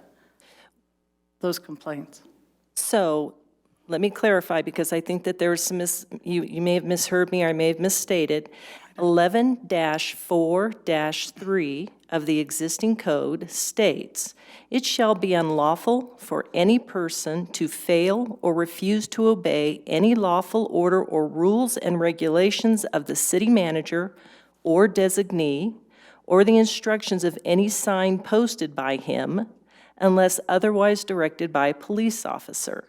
One of the concerns that Parks and Rec brought to me was that the rules that are being enforced are the rules that are developed in conformance with 11-4-3A, and they're concerned that it would be appropriate that some of those major issues be brought forth so that they're not just part of the rules and regulations of the city manager or designee and posted on a sign as stated in current code, but instead are put into an ordinance that is reviewed and approved or not approved by the council. So that's what the goal of this ordinance is. At least that's what was asked of me, and that was the best I could do to meet that goal. I appreciate that. Then in that case, why is this before this council? If you're reading the law to say that the city manager has autonomous authority to do as she wishes, he or she wishes, and post whatever sign they want, that they make the rules autonomously, why is this before us? Because I think it's appropriate for city council to know which rules in particular are most commonly likely to be misunderstood. So, I mean, a blanket, the city manager can make any sign, make any rules or regulations. Some of them are relatively innocuous. There should be no boating on Centennial Lake. I'm not sure that that belongs in code, but some of these issues brought up in this ordinance are large enough that to have city council's approval, essentially, that these are rules that we want to make sure to enforce uniformly. It aids us in clarity. I know we keep using that word, but I do think it's very important. So that was our request to the city. Since that is your take on it, then I agree. So then we're not actually talking about it being your authority, because you're asking us to decide whether these are reasonable and enforceable, and I disagree with them, and I think they need to come back to council. So thank you for the clarification, because while you may have the authority to, you don't want to, and you're putting it before this council to decide, and I disagree with them. I think that they're overreaching.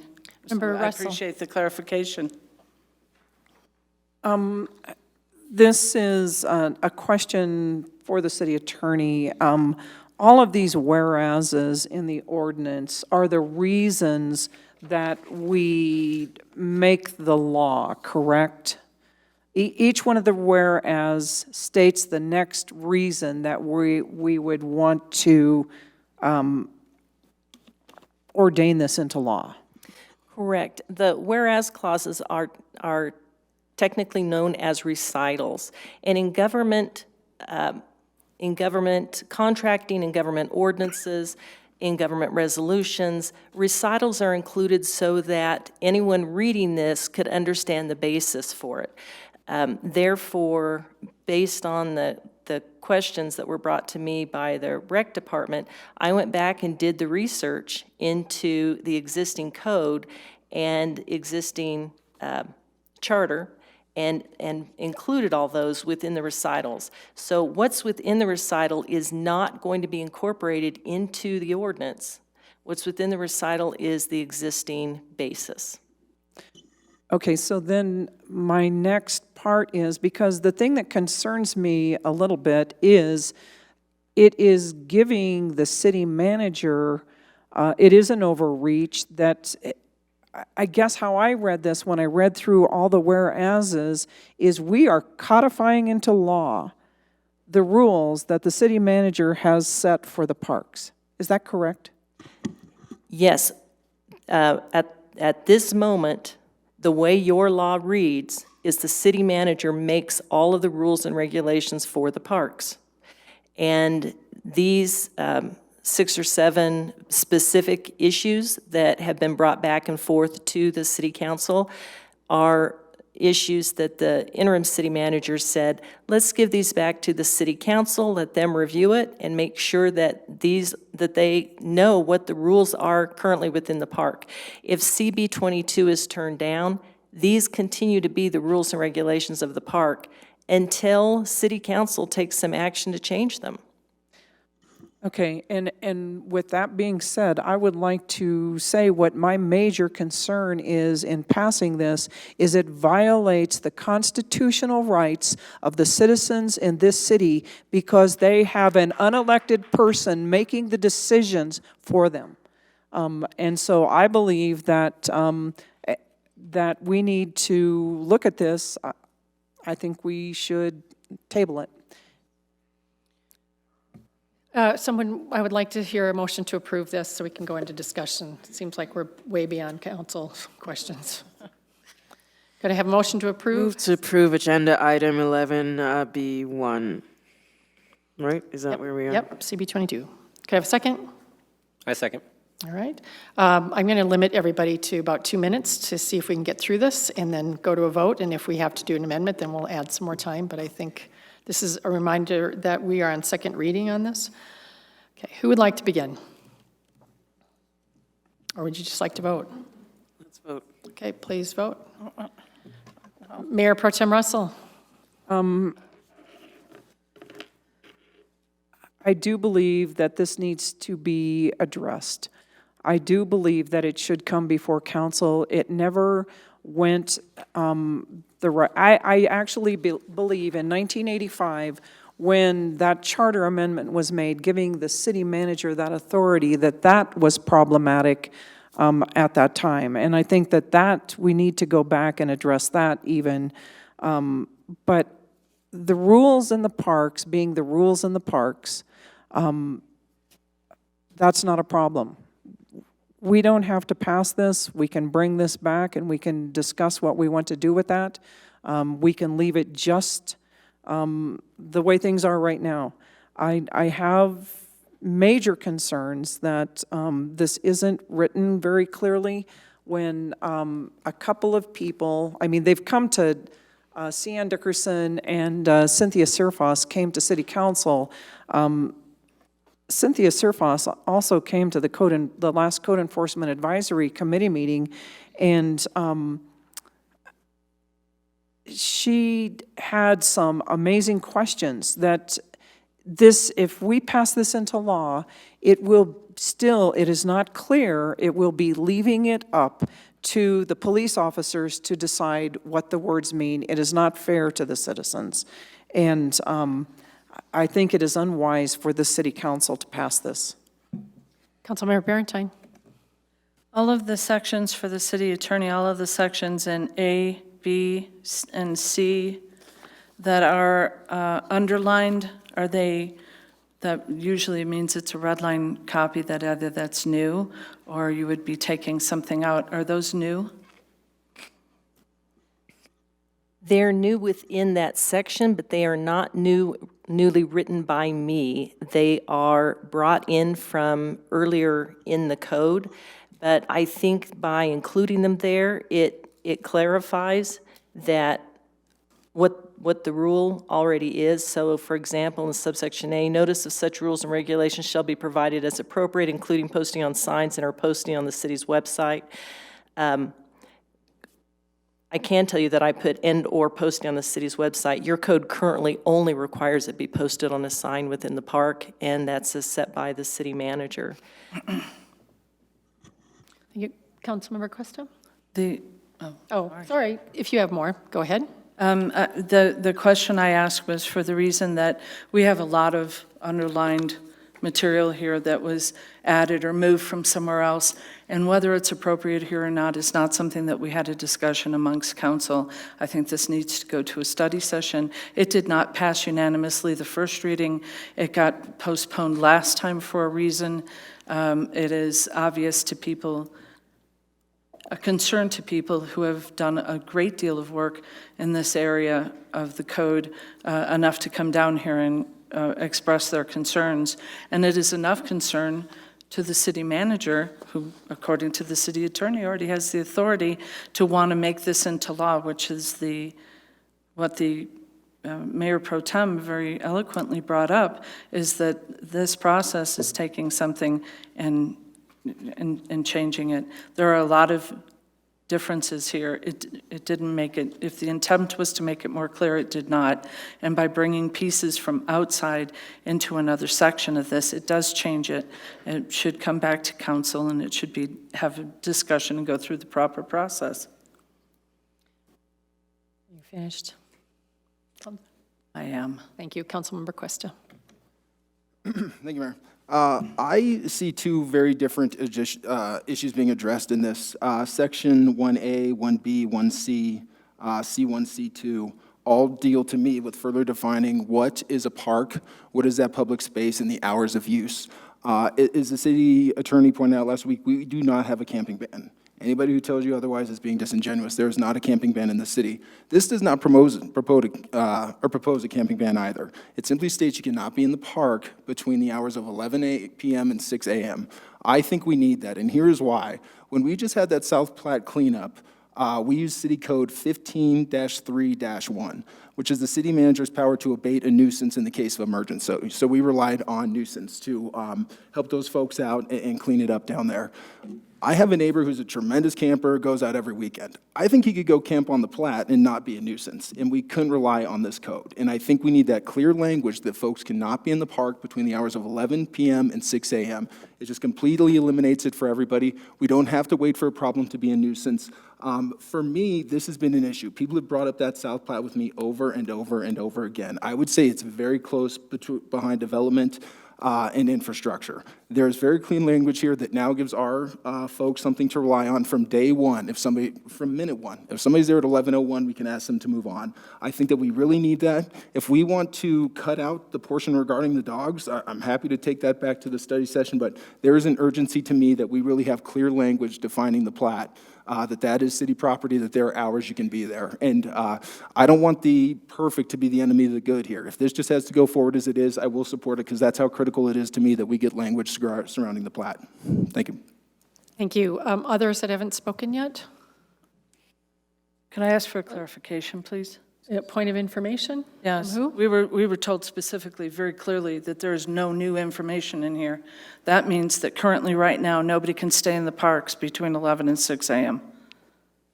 Is that correct? Yes. Currently, right now, the way our law reads, nobody can be in a park, including the plat, any city-owned property, including the city center, the park, the whatever it is, a playground. They can't be there between 6 in the morning or 11 p.m. at night and 6 in the morning. Nothing new has been added in here that isn't already law. That's correct. All right. Thank you. Well, then I guess Councilmember Cuesta, did you? Yes, I very, very strongly disagree with that. I think this adds a nuance that is needed. It states now beach or shoreline. That is not currently stated. I think that there's clever enough attorneys out there that could fight us on this and say that the South Platte is different than Bellevue Park. I don't know why we wouldn't add this nuance. Honestly, I'm surprised that anybody would be protesting this portion of it, that we shouldn't make that clarification that you can't be down at the South Platte between 11 p.m. and 6 a.m. My constituents are asking for something like that. If you're hearing differently from your voters, then I would encourage you to certainly follow them on this, but I have heard, I have the floor. Councilmember Barentine, please stop interrupting. I apologize. Thank you, Mayor. Only the mayor can. Member Cuesta, would you like to finish? I'm all set. Thank you, Mayor. All right, Mayor Pro Tem, I will give you a short time here, and then we're going to go ahead and vote. I would like to make a motion to take this back to study session. It is possible. I do not disagree with Councilmember Cuesta. I do believe that we need to do something. We've been asking for a year and a half, but this is tied to something else that is pretty far overreaching. And I would like for it to come back to study session. I would like to put it on. We have abated the situation. We didn't need to have this law. 18 months ago, we could have kept the plat cleaned off, but we didn't. I'm not saying that we don't need this. I agree with you that we do. And maybe it needs to be more clear. Maybe it needs to be a camping ban, but I would like to bring this back to study session. Thank you. Member Sierra? I'll be very quick. So I will be supporting this. I will be supporting this for vote. I agree, just the clarity that it provides in terms of what constitutes a park is the reason why I'm going to vote for. So obviously we did debate what's going on the Platte River, but like Member Cuesta said, somebody can fight us on what the definition of a park is. So providing that clarity, I think definitely helps us in this regard. So. Thank you. Member Cuesta, did I accidentally push your light off, or did you take it off yourself? Yeah, I will. Again, sections 1A, 1B, 1C, down to C1, C2, all address that clarification on what is a park, and again, reinforcing those hours. If you want to make an amendment to remove the language regarding animals and dogs, I'm happy to send that back to the study session, but I don't want to wait on clarifying what is a park in Englewood and when somebody can be there. Thank you. Thank you. I have not weighed in yet, and I'd like to hear from the others that haven't spoken yet at all. Okay, so I think this is exactly what we've been doing all along. It's time to put it in. If we want to go back, make changes to it. I do not want to take dog things out because that was already vetted through a very long process with people in the past. So we're just basically putting in what was already talked about in the past through many different avenues, and now we're putting it together into a code that is decided upon our ordinance. Yes, it is. Okay, Mayor? you can disagree with me, but I do get to speak. So I'm not in favor of the motion, but Member Martinez? I can just reiterate kind of what I said last time. I asked all my questions last time we discussed this and made my statements as to why I would support it. It is for the same reasons that Councilmember Cuesta mentioned, specifically in regards to the clarifying language, adding a beach shoreline or any other open area owned and used by the city devoted to or designated for active or passive recreation. To me, that is why I'm going to support this, is that additional language. I am going to ask that we vote. We're done with the conversation. I have one additional comment, please. Granted. It is my understanding that the municipal court has been throwing out some of the tickets that have been being written because they said that it wasn't law. And I believe that this overreaching thing will go ahead and make more of an issue for what code enforcement took a little beating for their behavior in the way they were treating people in the parks and how they started enforcing some of what they believed was the dog stuff. And I believe this is going to have a huge impact on people. I think it's done for a very specific reason, they overreach, and I think there's going to be a lot of blowback. I would like to make the amendment that we go ahead and take what Councilmember Cuesta said and take everything out except for the designation of the park and the shoreline and the hours for the park, and then bring the rest of it back to council, because I think that this is sorely needed for a discussion on what's going on here. Second. Mayor, if I may? Yes. You're not allowed to amend an ordinance on second reading. I thought so. Thank you. All right, please vote. No, wait. Let me Go ahead. clarify. Okay. Sorry. You can amend an ordinance on second reading. It just turns it into a first reading, ordinance, yeah. and it will have to come back for another reading. All right, okay. So we have a first and a second, and conversation? Okay, we're voting. On the amendment? Yes. So do you want to restate the amendment so we know what we're talking about? Councilmember Barentine made it. Can you make it succinct? Lord, never decent. Or did you want to use Ms. Councilmember Cuesta's language? I think you were the one that moved it though first, right? And then you did a second, so I'm asking you to repeat it, or? I didn't interrupt you. Go ahead. Councilmember Barentine, you do not need to waiting. treat me like this here, okay? I'm asking for clarity, to try and make sure everyone's heard. Go ahead, give us the restatement so we know what we're talking about. Did you want to, please, did you want to restate some of what you would agree to have in there? Sure. I'm comfortable with sections 1A, 1B, 1C, C1, C2. If somebody else cares to make an amendment to remove the remainder, I'm more than happy to consider it. Since he has specific ones that he wanted to remain in there, thank you for your tolerance in letting me ask him that question. I think the way that he stated it would be satisfactory. So and the does rest the of it would clerk come have a back. clear idea of what we're talking about? Because we're talking about what's in and what's not in. Would you like to repeat it then? I'm going to have to go back and re-listen or just have it restated, because I know that Councilmember Barentine made a motion for an amendment, and I heard Councilmember Cuesta say 1A, B, C, C1, and C2. Is that correct? Would be removed. No. Or no, would stay in, and the rest It would stay in the Stay. ordinance. Okay, so the ones that I removed are in C3. Beyond that, yeah. Yep. C2 through 5. C2, 3, 4, and 5. C2? Section. Oh, 3, Yes, 4, and more. 5. 3, 4, and 5. Okay, so 1A, B, C, C1, and C2 would stay, and the sections removed would be C3, 4, and 5. Okay. A vote for this would be to remove it. A vote against it would be keep it the same. Please vote. All votes been cast. Let the record show 3 ayes and 4 nays, the 4 nays being Councilmember Sierra, Councilmember Martinez, Mayor Olson, and Councilmember Wink. All right, we go back to the original, which is 11B1, CB22, and we have a motion and discussion already, so let's please vote. Motion, a yes would be in favor of CB22 as is. All votes have been cast. Let the record show 5 ayes and 2 nays, the 2 nays being Mayor Pro Tem Russell and Councilmember Barentine. Thank you, Mr. Lee. Thank you, council. I know this was a difficult topic, and I appreciate everybody's opinions. Thank you. Thank you. Next is 11B2, which is CB27 wastewater system service agreement. Staff recommends City Council approve by ordinance an agreement with South Englewood Sanitation District Number 1 for wastewater system treatment services. Utilities Director Tom Brennan, nope. Remind us of your name, I'm sorry. Aaron Robinson. Aaron. Thank you, Mr. Robinson. This is second reading, so are there any questions for Mr. Robinson? Seeing none, could I have a motion to approve 11B2? Move to approve agenda item 11B2, CB27. You have a second? Second. Mayor Pro Tem seconded. Any discussion?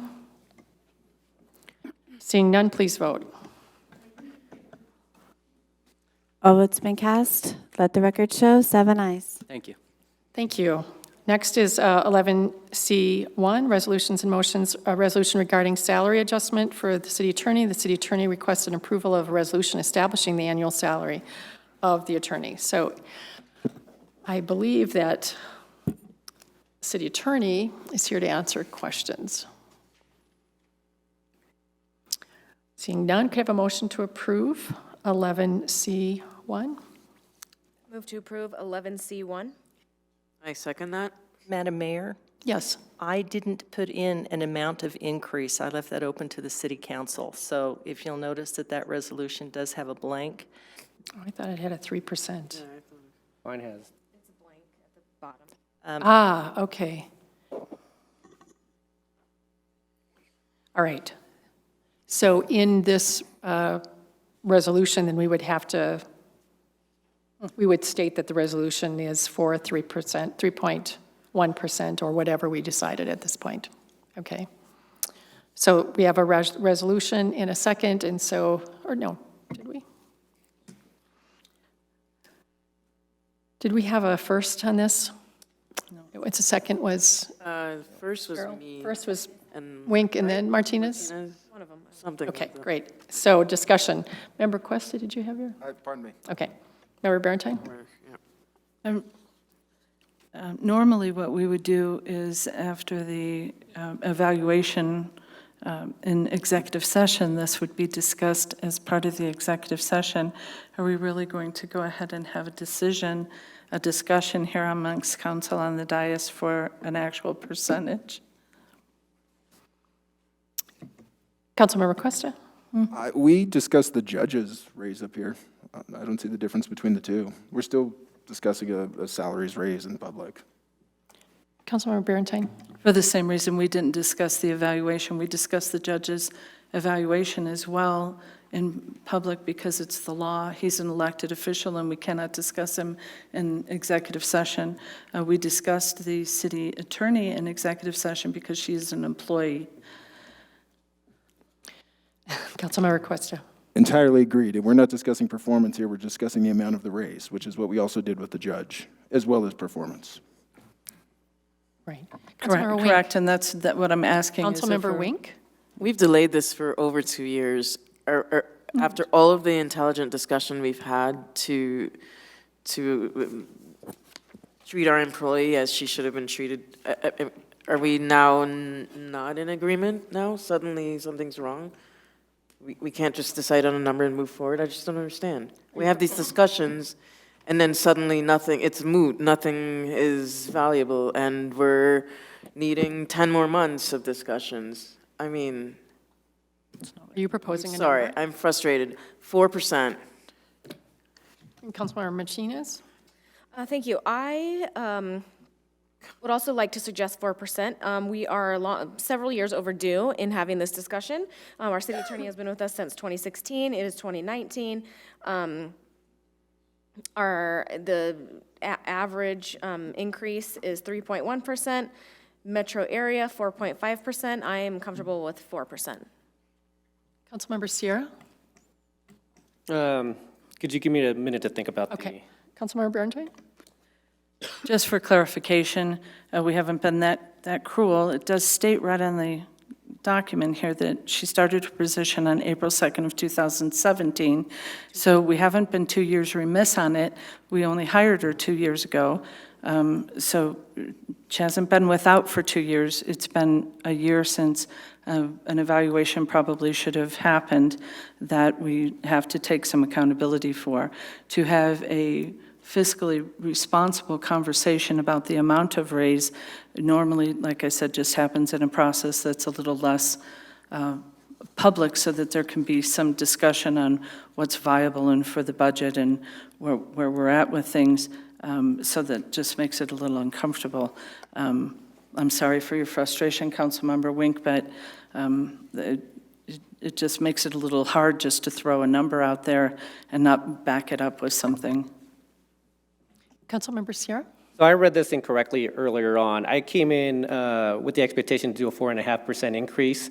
When I read the resolution, for some reason, I thought that we had agreed to 3.1%. So I actually would be happy to do the wage increase for 4.5% to keep in line with what the average annual wage increase is for an attorney within the Denver metro area.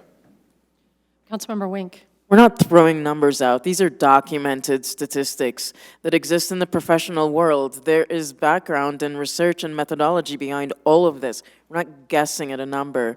We should actually give her the maximum. We're not guessing. Councilmember Martinez? Thank you. And that, I think our city attorney has been doing a great job. She's had a lot of catch up, a lot of cleanup, and is constantly looking for ways that we can improve our legal side of things. So I would support 4.5%. Yeah. Suggested. Councilmember Berentine? I missed the documented information that you're talking about. I have not seen, nor has this council discussed any documented market, what a rate is for an attorney, what the rest of them are making. The 3.1% was only put on there because that's what the employees got. So if I missed that, I'm asking you to please give me that information so that I can. Councilmember Cuesta was next. You bet, thank you. That, that's a fair point, and we might have constituents ask us about that. I thought we did discuss just general rates in the metro area. Is that correct or no? It's in the memo. Thank you, okay. And just, if somebody asks me, just so I can reference this as well. Thank you. Thank you. Member Wink? So I support 4.5 officially. All right. Any further comments? So we have a motion. Could you make it as one of you make it as a motion to approve for that amount? I move to approve a 4.5% increase for our city attorney. Do I have a second? Second. All right. Any further discussion? Please vote. There is further discussion. I'm going to have to. I have never, from the time I was on council from 2003 to 2007, or previously on this council, ever gone ahead and done a process like this. This is arbitrary. I don't think it's fair to the city manager. I don't think it's a thoughtful process, and I can't support this. Councilmember Sierra. Can I ask a question regarding a question on the process? So if we were to vote this down, what does that mean? Does it mean that we have to just redo the percentage, or what exactly? We're voting specifically on a 4.5% increase. We could bring it back as a different percentage, Okay. I believe. Is that correct? Councilmember Cuesta? If that's the case, we can just do a different percentage now, too. I'm sorry, what? Well, if that's the case, that it gets voted down, I mean, we could just do a different percentage now, too, correct? Right. I'm curious, Councilmember Sierra, if you don't mind me posing a question.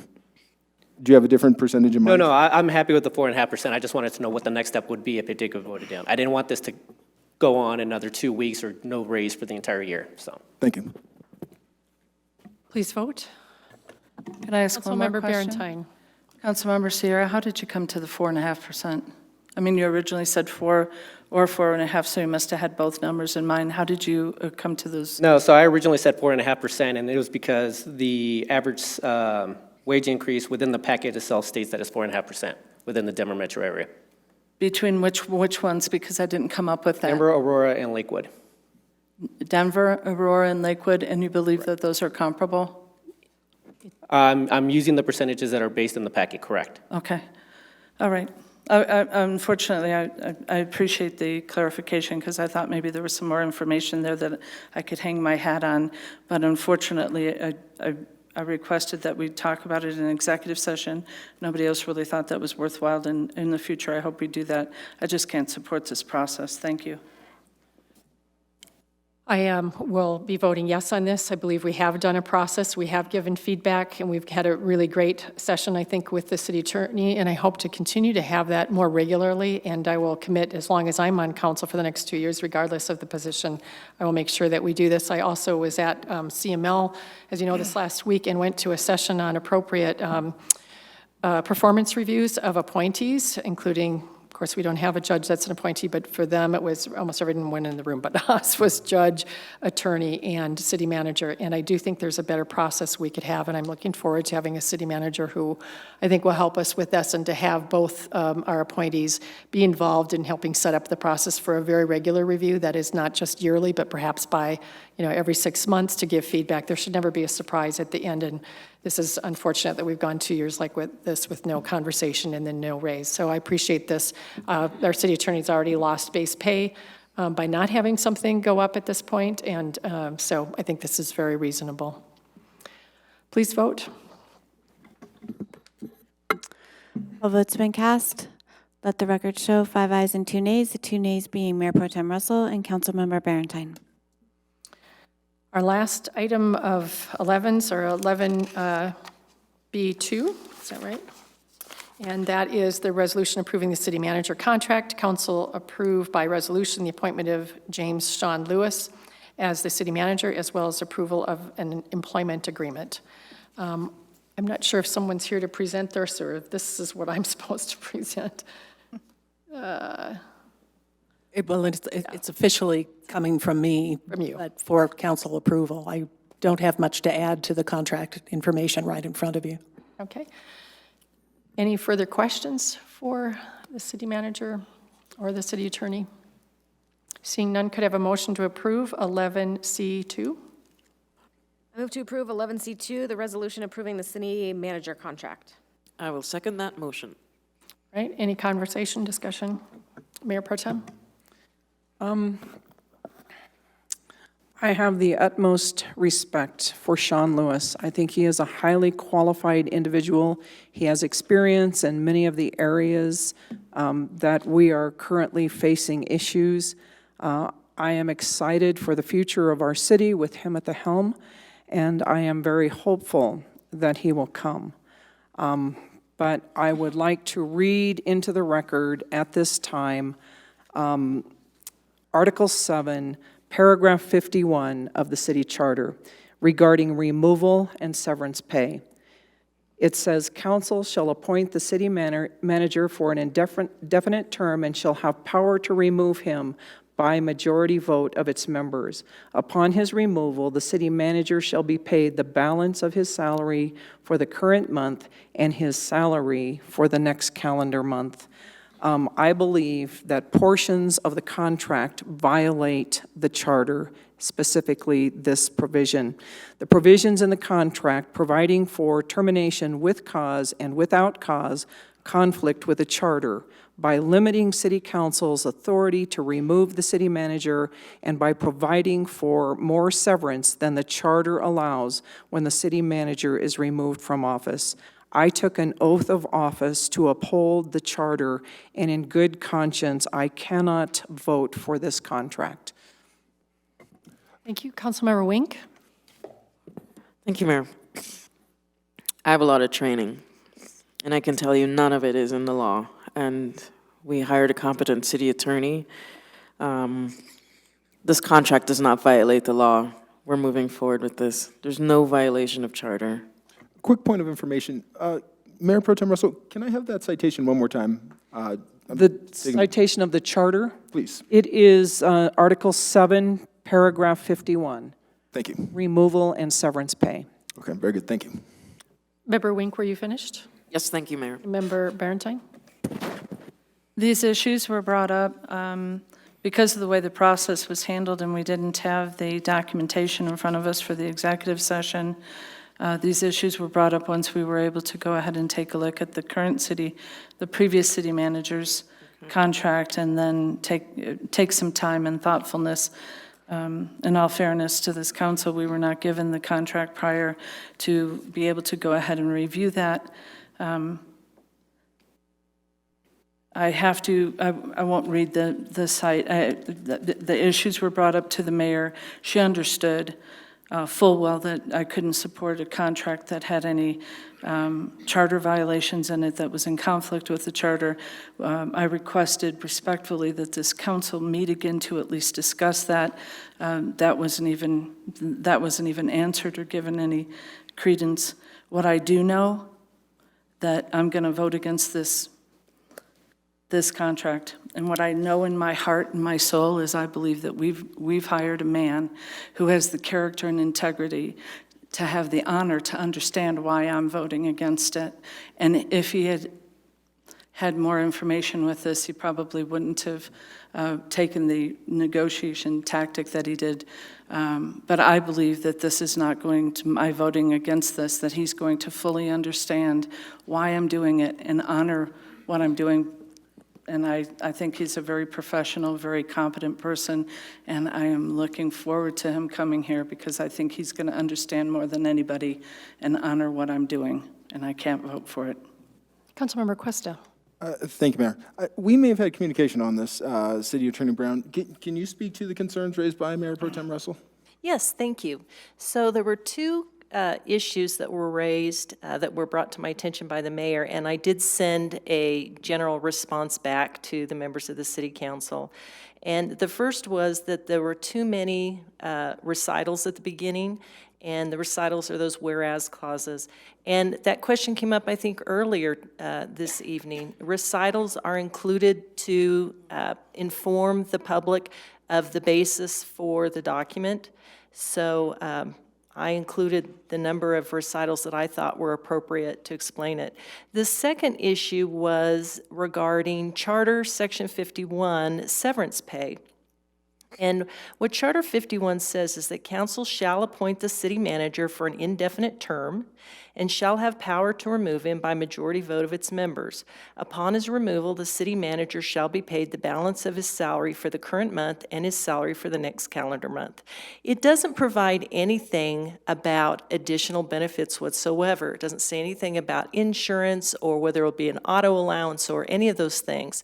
All additional benefits are created by contract. So the question is can additional severance pay be created by contract in addition to the amount created by the charter?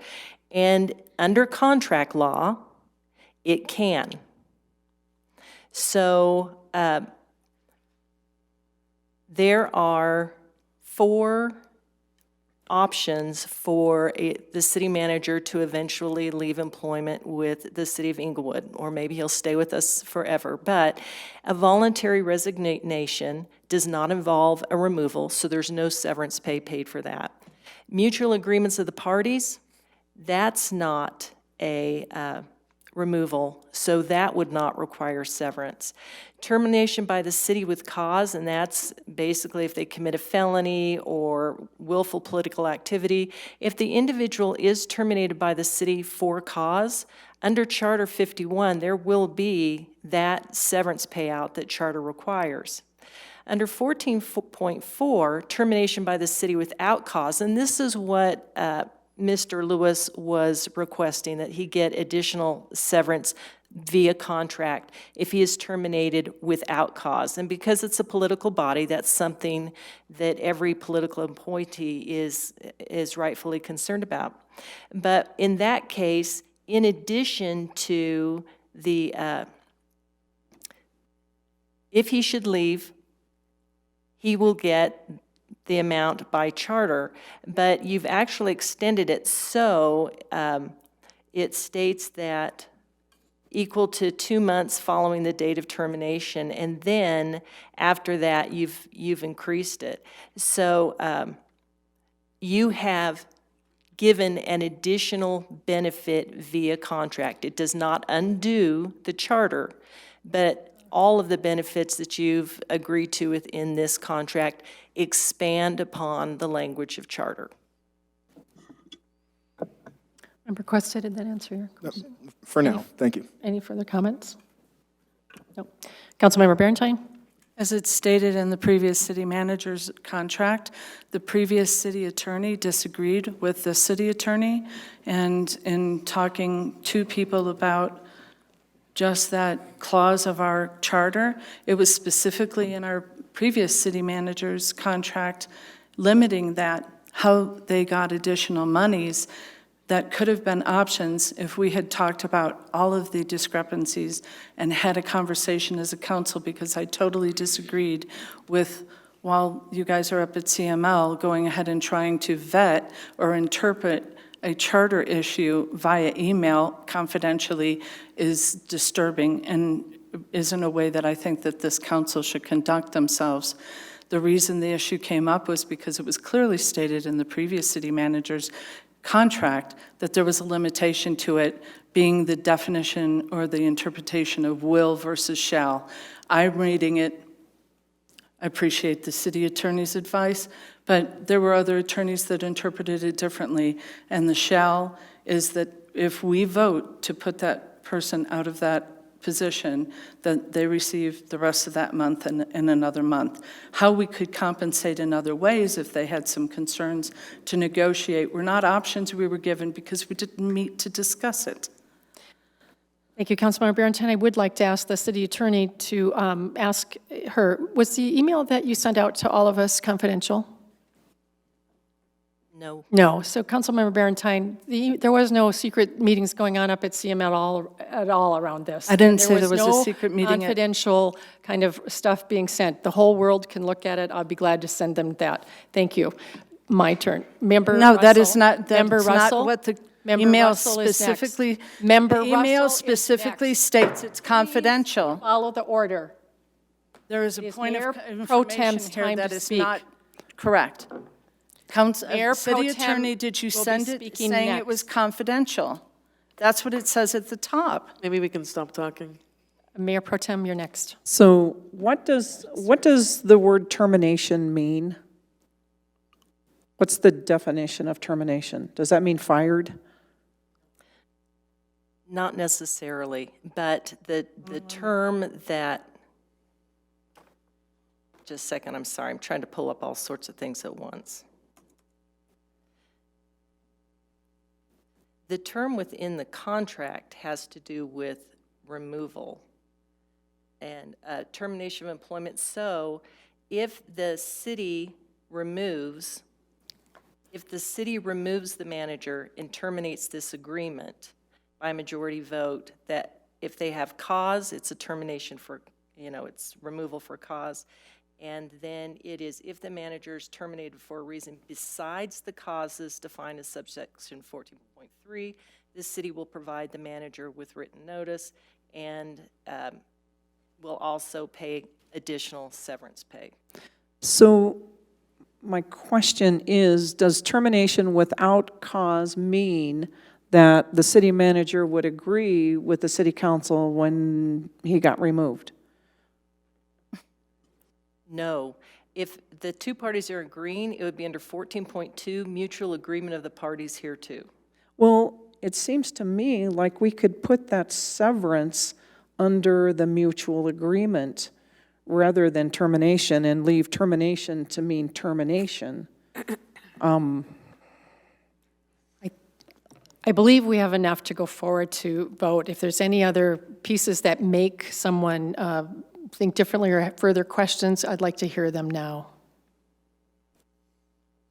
Member Cuesta. Thank you. A quick status on Mr. Lewis.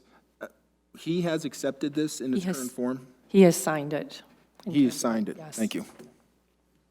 And I'm just going to ask the what if then. Let's say there were strong enough disagreements and council decided that there were things they'd like to change. That would be simply a matter of going back to him. I assume Ms. Voorhees becomes involved again and negotiations continue. Yes. But that's going down that road just to play it out. Is this every 2 weeks? Every 2 weeks we nudge it back and forth. And it's the same professional contracts in a business. Email's constant. It's fluid. Here we just don't have those very often. Well, I could ask the attorney for any advice on that, but it seems to me as we presented to him a contract that we'd agreed on, and that's, but we went back, if we go back and forth, it would be this next week. Is that correct? Yes and no. So you made an offer. He's accepted your offer. But the very last term of this agreement states that it is not a contract until you approve it. So that's an odd thing that we're able to put in because you are a governmental body. If you were a private entity, it's offer and acceptance. But if you as a body decide to turn down this agreement with him and then renegotiate the contract and send it back out, then you have to hope, of course, he wants to sign the second one. Thank you. Councilmember Martinez? Thank you. I am very comfortable with the language in here of the termination by city without cause. We are an elected body, and we can decide to terminate this position with a majority vote. So I think the language in here is, it protects a person who may want to come here and serve our city in this position. It could happen at any time, at any meeting. So I think adding a little more severance package with the termination without cause makes a lot of sense, and it makes sense. I think any candidate would ask that of us. So I'm very comfortable leaving that in here, and I hope that we pass this as is tonight and welcome our new city manager on board. Thank you. Please vote.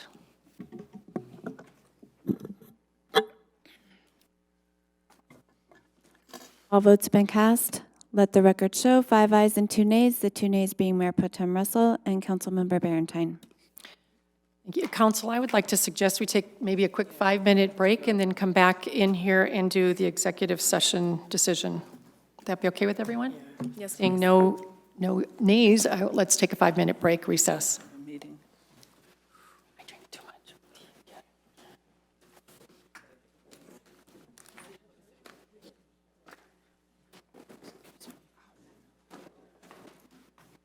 Pardon me.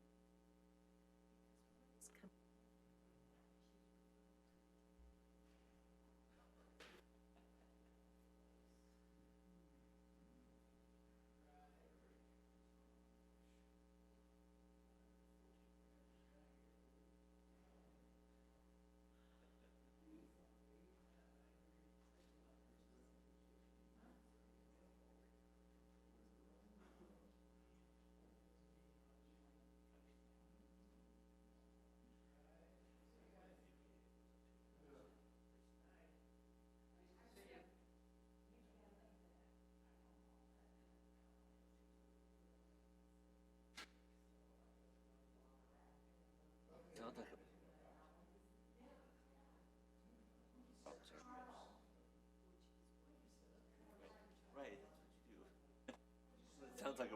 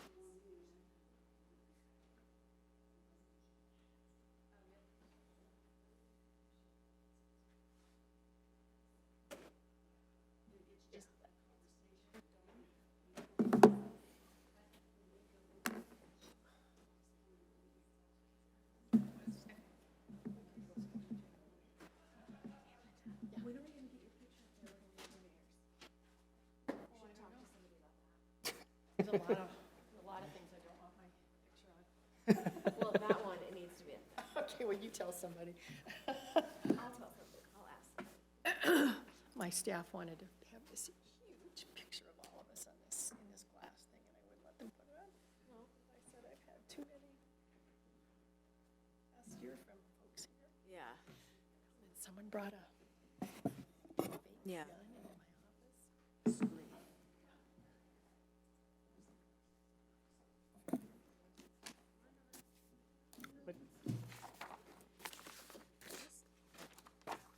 it is a little one.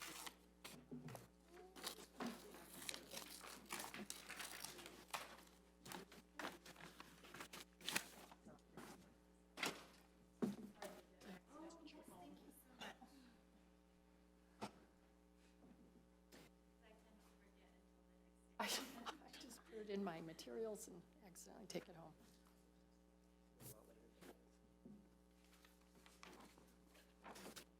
Mm-hmm.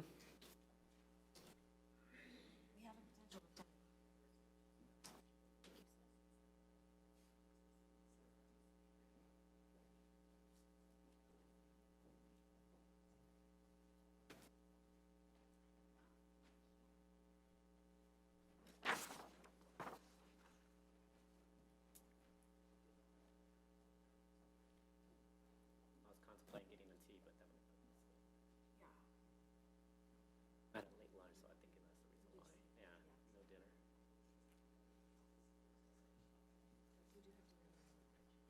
No way. I did it again. Must have forgot that. Dinner. No. I don't know if yours came in. Okay. Okay. No longer have an office to go to, so for the next 6 months I can just eat lunch, dinner, whatever I want. Yeah, so I work from home. They're renovating our office. Yeah. So they kicked us all out in the meantime. That's fair, that's totally fair. I was completely fine with it. Sometimes I think I would like working from home. Or should I go fetch them? You know, We might not have a potential of 10 o'clock. Well, not if we don't keep going.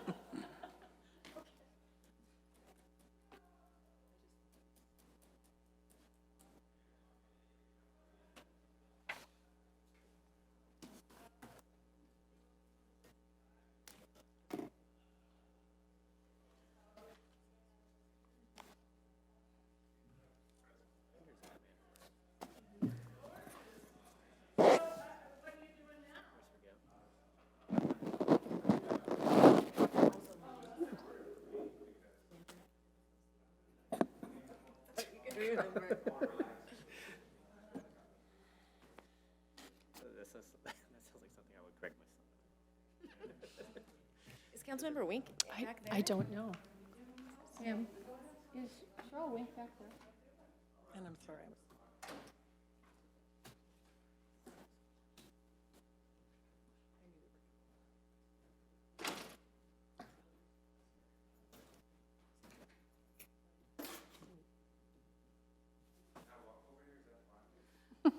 Yeah. There's no electric fence or anything. Okay, just checking. We're waiting for our last member.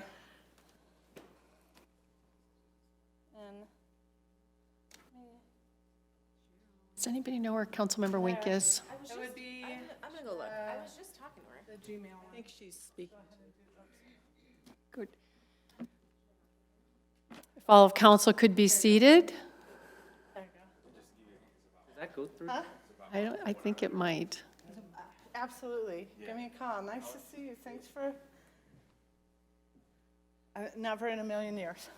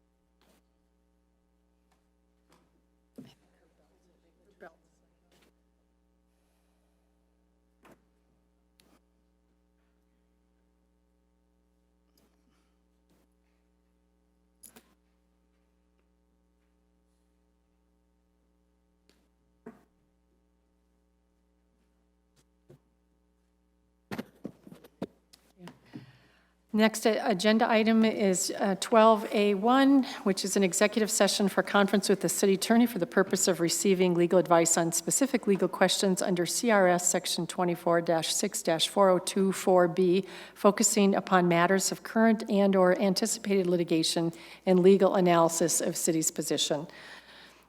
Council, is it still at your pleasure that we continue with this agenda tonight? We have time to do it. If there's anybody that would prefer we not start the motion and table this? Okay, great. I will read this then.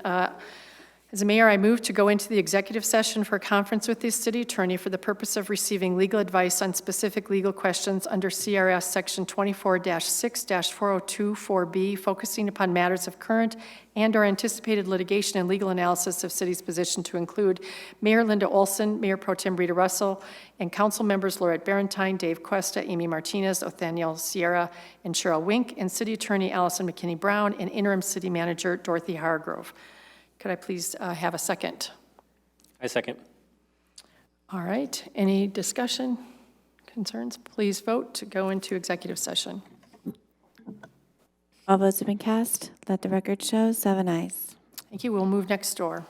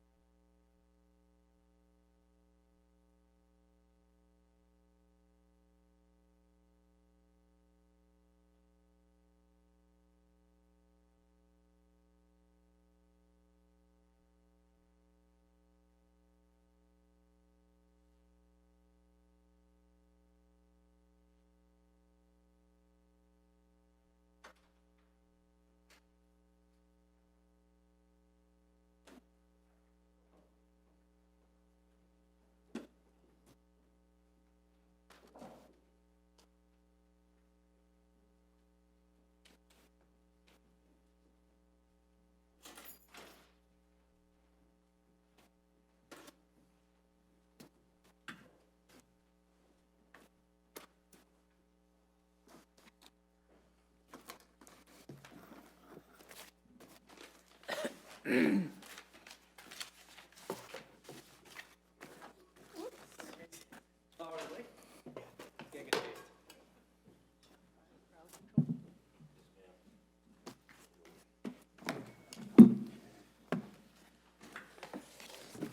everybody? Oh, man. Spilt.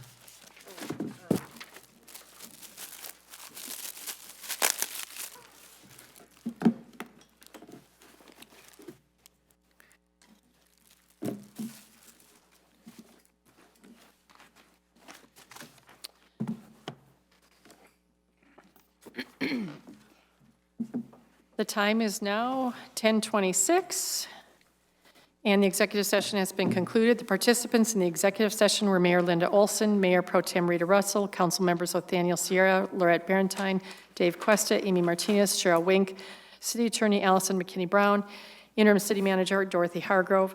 For the record, if any person who participated in the executive session believes that any substantial discussion of any matters not included in the motion to go into the executive session occurred during the executive session, or that any improper action occurred during the executive session in violation of the open meetings law, I would ask that you state your concerns for the record. Seeing none, I would take a motion to close our executive session. I move to close the executive session. You have a second? A second. All right, please vote. All votes been cast. Let the record show 7 ayes. All right, we have council member's choice. I'm going to limit everybody to 2 minutes tonight and ask that you stay with it, and I'll let you know when we've reached it. Who wants to start? Which end? I'll start with Councilmember Wink. No report. We'll go this way, okay? Councilmember Barentine. Marci Brown, about the development notification, I believe that what she was talking about was administrative adjustments that be posted. She probably has a good point there, along with the appeals to the Board of Adjustment, I guess currently doesn't require posting, so that's probably a good idea for those to be posted.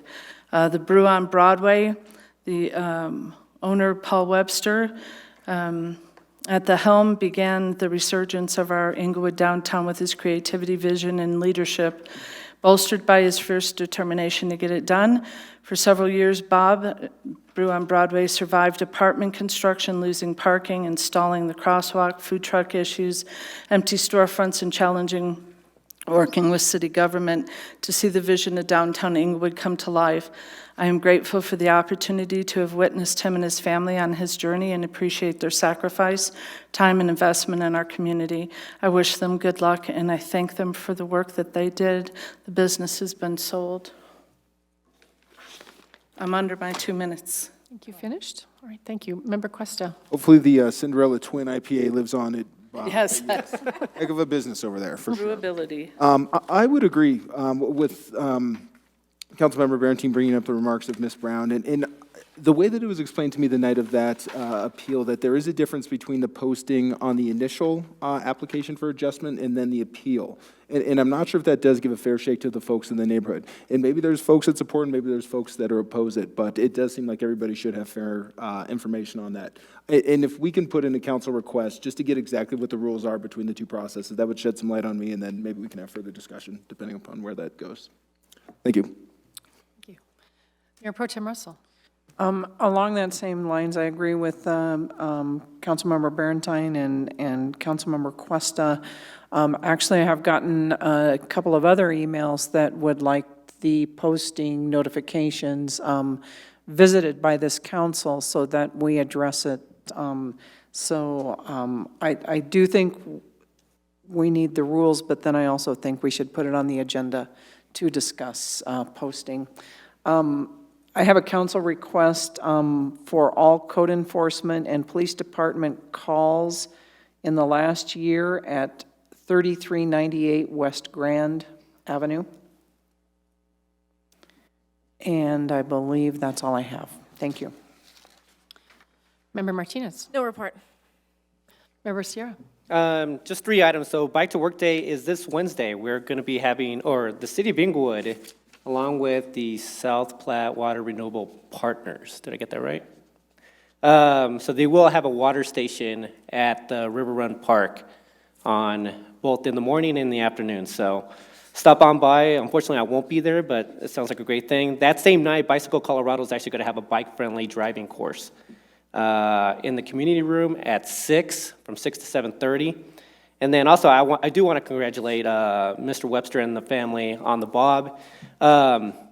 It was a big deal when he moved into the neighborhood. Back then, we didn't have as many breweries in the area. You know, now we got Declaration, there's Platt Park Brewery, Grandma's House. But back then, there really wasn't much going on in the area. I think the closest brewery was Former Future, which is now something else, but or at least they changed their name. But it meant a lot to the city. You know, I really enjoyed it, and I'm sorry to hear that he's selling his business, but I do thank him and his family for what they did for the city of Englewood. I think it was a big step forward for the city. So, yeah, congratulations, and I wish him well in his retirement. That is all.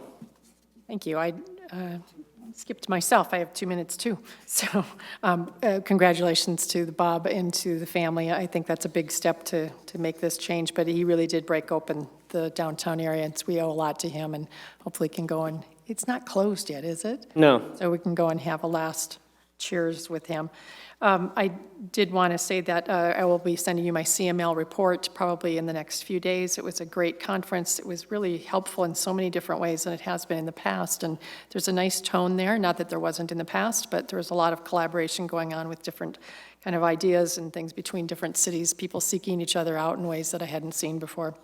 And then the last thing, I just want to congratulate Council on approving a city manager, and to Sean Lewis, if you're listening, we are really looking forward to you coming and are going to do our best to make you successful. So I'll end on that note. Interim City Manager Hargrove. I simply wanted to say the same thing. Thank you for choosing Mr. Lewis. All of us are looking forward to working with him, and we'll do everything we can to make his time here successful and his transition easy. Thank you. City Attorney. My team attended the CML last week because it is the least expensive continuing legal education we can find, and I'm really grateful that CML puts that on.